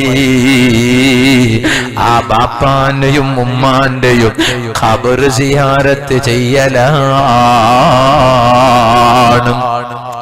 എന്നും വെള്ളിയാഴ്ച ജുമഅക്ക് പള്ളിയിൽ വന്നാൽ, ഓ മോനെ, അതാ ഭാര്യ വീട്ടിൽ ബിരിയാണി ഉണ്ടാക്കിയിട്ട് ഭർത്താവിനെ കാത്തിരിക്കുകയാണ്. സുബ്ഹാനല്ലാഹ്, നിങ്ങൾ കൂടെ ഇരുന്ന് കഴിക്കാൻ അവർ കാത്തിരിക്കുകയാണ്. അതേ സമയത്ത് നീയും ഭാര്യയും മക്കളും ഒന്നിച്ചിരുന്ന് ബിരിയാണിയും മജ്ബൂസും കബ്സയും ഇങ്ങനെ എല്ലാ വിഭവങ്ങൾ കഴിക്കൂ. പക്ഷെ നീ നിന്റെ ബാപ്പാനെ ഓർത്തിട്ടുണ്ടോ? ഖബറിൽ കിടക്കുന്ന ബാപ്പാക്ക് വല്ല ആഹാരവും കിട്ടിയോ? ബാപ്പാന്റെ ഖബറിൽ വല്ല വെളിച്ചവും കിട്ടിയോ? ഉമ്മാക്ക് ഖബറിൽ വല്ലതും കിട്ടിയോ എന്ന് ഓർത്തിട്ടുണ്ടോ? അതുകൊണ്ട് നീ കഴിക്കുന്നതിന് മുമ്പ് ബാപ്പാ ഒന്ന് സന്തോഷിപ്പിക്കണം, ഉമ്മാനെ സന്തോഷിപ്പിക്കണം. എന്നും വെള്ളിയാഴ്ച ജുമഅ കഴിഞ്ഞു പോകുമ്പോ എങ്ങോട്ടായി ധൃതി, എങ്ങോട്ടായി തിരക്ക്? ഒരു 33 സുബ്ഹാനല്ലാഹ്ക്ക് നേരല്ല, ഒരു 33 അൽഹംദുലില്ലാഹ്ക്ക് നേരല്ല, ഒരു 33 അല്ലാഹു അക്ബറിന് നേരല്ല, ഒരു 10 പ്രാവശ്യം ലാ ഇലാഹ ഇല്ലല്ലാഹ് പറയാൻ നേരല്ല, ഒരു ദുആ ആമീൻ പറയാൻ നേരല്ല, പാവപ്പെട്ടവൻ സദഖ ചെയ്യാൻ നേരല്ല. അൽഹാകുമുത് തകാതുറു ഹത്താ സുർതുമുൽ മഖാബിർ. ഖബറിൽ എത്തിയാലാണോ തിരക്ക് കഴിയുന്നത്? മരിക്കുന്നത് വരെ തിരക്കാണോ മനുഷ്യ? ധൃതി കാണിക്കണ്ട. പള്ളിയിൽ നിന്നിറങ്ങിയിട്ട് നേരെ വീട്ടിലേക്ക് പോകുന്നതിന് മുമ്പ് പള്ളി മൈതാനിയിൽ പോക്. പാപ്പാന്റെ ഖബറിന്റെ അടുത്ത് പോയി നിൽക്ക്, ഉമ്മാന്റെ ഖബറിന്റെ അടുത്ത് പോയി നിൽക്ക്. ചോദിക്കട്ടെ, കൃത്യം സത്യമായും ഇന്ന ഭാഗത്താണ് എന്റെ ഉമ്മാന്റെ ഖബറ്, ഇന്ന ഭാഗത്താണ് എന്റെ ബാപ്പാന്റെ ഖബറ്, അത് അറിയണ്ട. ഇന്ന ഖബറാണ് എന്റെ ബാപ്പാന്റെ ഖബറ്. പ്രായമുള്ളവരില്ലേ ഈ സദസ്സിൽ, ചെറുപ്പക്കാരില്ലേ, ചോദിക്കട്ടെ, എത്ര പേർക്കറിയാം ഇന്ന ഖബറാണ്? വ്യക്തമായിട്ടും പറയാൻ എത്ര പേർക്ക് കഴിയൂ? ഇന്ന ഖബറാണ്, ഈ സ്ഥലത്താണ് എന്റെ ബാപ്പാനെ മറവ് ചെയ്തത്. എന്തേ കാരണം? പണ്ടെപ്പോഴോ പോയതാണ്, പോവാതെ കുറെ കാലം പിന്നിട്ടിരിക്കുന്നു. ഇപ്പൊ അതിലേക്ക് പോകാൻ ഒരു വഴിയും പോലുമില്ല. അങ്ങനെയാകരുത്, സിയാറത്തിന് പോകണോ?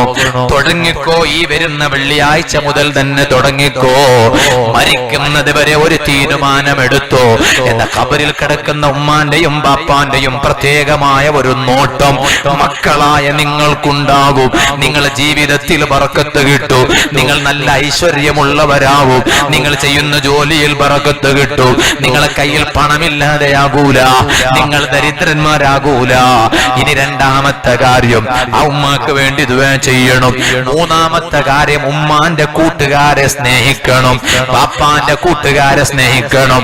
ബാപ്പാന്റെ പ്രായം ചെന്നൊരു കൂട്ടുകാരൻ കടേപ്പുറം നാട്ടിലുണ്ട്. നിങ്ങളതാ ബാപ്പാന്റെ മക്കളാണ്. നിങ്ങൾ വെള്ളിയാഴ്ച ജുമഅക്ക് വലിയ വാഹനത്തിൽ വരുമ്പോ ബാപ്പാന്റെ പഴയ കൂട്ടുകാരുണ്ട്. അദ്ദേഹം ബാപ്പയും ഒന്നിച്ചാണ് സുബഹി ജമാഅത്തിന് പള്ളിയിൽ പോയിരുന്നത്.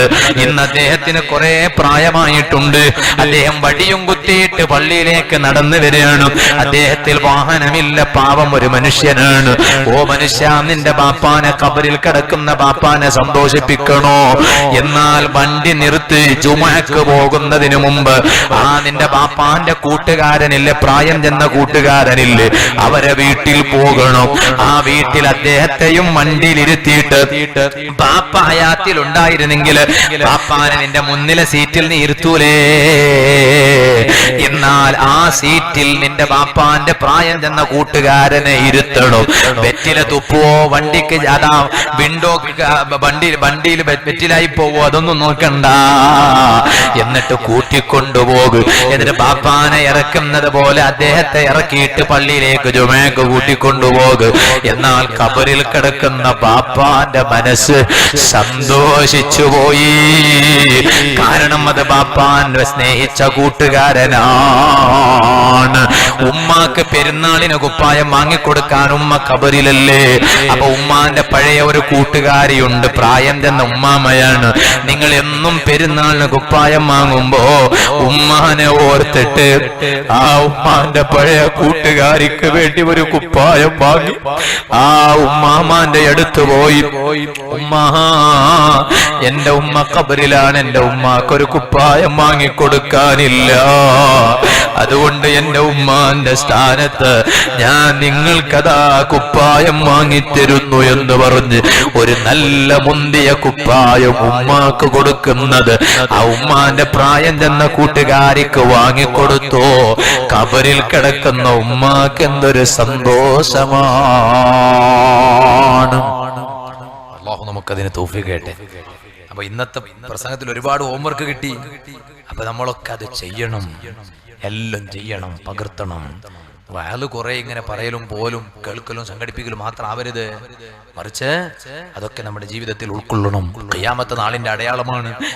പ്രഭാഷകന്മാര് ധാരാളം വരും, പക്ഷേ കേൾക്കുന്നവന്റെ മനസ്സിന് അതാ ഇവിടുന്ന് അങ്ങോട്ട് ഇറങ്ങൂല, തൊണ്ടക്കുഴിയിൽ നിന്ന് താഴോട്ട് ഇറങ്ങൂല. വയല് പറയുന്ന എന്നെ പോലത്തവന്റെ കഥയാണ്. നമ്മൾ അങ്ങനെ ആകാൻ പാടില്ല. അതുകൊണ്ട് നമ്മൾ ഈ കേൾക്കുന്നതും പറയുന്നതും നമ്മുടെ ജീവിതത്തിൽ പ്രാവർത്തികമാക്കണം. അല്ലാഹു നമുക്ക് തൗഫീഖ് ചെയ്യട്ടെ. നിങ്ങൾ ഇന്നത്തെ വയല് സൗകര്യമുണ്ടാകുമ്പോൾ ഒന്നും കൂടി ലൈവിൽ കേൾക്കണം. കേട്ടിട്ട് എന്തൊക്കെയാണോ ചെയ്യാൻ പറഞ്ഞത് അത് നിങ്ങൾ എഴുതിയെടുക്കണം. എന്നിട്ട് നിങ്ങളുടെ റൂമിൽ നിങ്ങൾ ഒട്ടിച്ചു വെക്കണം. ചെറുപ്പക്കാരെ, പലതും നിങ്ങളുടെ ജീവിതത്തിൽ ലക്ഷ്യമാക്കി കാണുന്ന പലതും നിങ്ങൾ എഴുതി വെക്കാറില്ലേ, ഒക്കെ നേടിയെടുക്കാൻ. എന്നാൽ അതിനേക്കാളൊക്കെ പ്രധാനപ്പെട്ട ലക്ഷ്യമാണ് ഇത്. എന്നാൽ ഇതെന്താക്കണം, അവിടെ എഴുതി വെക്കണം. എന്നിട്ട് എന്നും സുബഹിക്ക് ശേഷം ഖുർആനൊക്കെ ഓതിയിട്ട് നിങ്ങൾ അതൊന്ന് നോക്കണം. എന്നിട്ട് മരിക്കണ മുമ്പായിട്ട് ഇതൊക്കെ സാധിപ്പിക്കണം. അല്ലാഹു തആല തൗഫീഖ് ചെയ്യട്ടെ. എന്നിട്ട് ലാസ്റ്റ് ഒറ്റ കാര്യം എന്തറിയോ? ലാസ്റ്റ് ഖബറിൽ കിടക്കുന്ന ഉമ്മാനെയും ബാപ്പാനെയും സന്തോഷിപ്പിക്കുന്ന ഏറ്റവും നല്ല കാര്യം, ഖബറിൽ കിടക്കുന്ന മയ്യത്ത് ആരെ പോലെയാണെന്ന് അറിയോ നിങ്ങൾക്ക്? ഹബീബ് റസൂലുള്ളാഹി തങ്ങൾ പറഞ്ഞു, അൽ മയ്യിത്തു ഫിൽ ഖബ്രി മൽ മയ്യിത്തു ഫിൽ ഖബ്രി ഇല്ലാ കൽ ഗരീഖ്. ഖബറിൽ കിടക്കുന്ന മയ്യിത്ത് ആരെ പോലെയാണെന്നറിയോ? വെള്ളത്തിൽ ഒരു മനുഷ്യൻ ഇങ്ങനെ തെറ്റിയിട്ട് മുങ്ങിപ്പോവൂലേ? വെള്ളത്തിൽ ഒരു മനുഷ്യൻ മുങ്ങിപ്പോവൂലേ? കുളിക്കാൻ പോയതാ, മുങ്ങിപ്പോയി, അള്ളാഹു നമ്മളെ കാത്ത് രക്ഷിക്കട്ടെ. അപ്പൊ മുങ്ങിപ്പോകുന്ന സമയത്ത് കയ്യൊക്കെ ഇങ്ങനെ കാണിച്ചിട്ട് അവൻ എന്താ പറയാ? രക്ഷപ്പെടുത്താന്ന് പറയാ. ഇതുപോലെയാണ് ഖബറിൽ കിടക്കുന്ന മയ്യിത്തുകള്.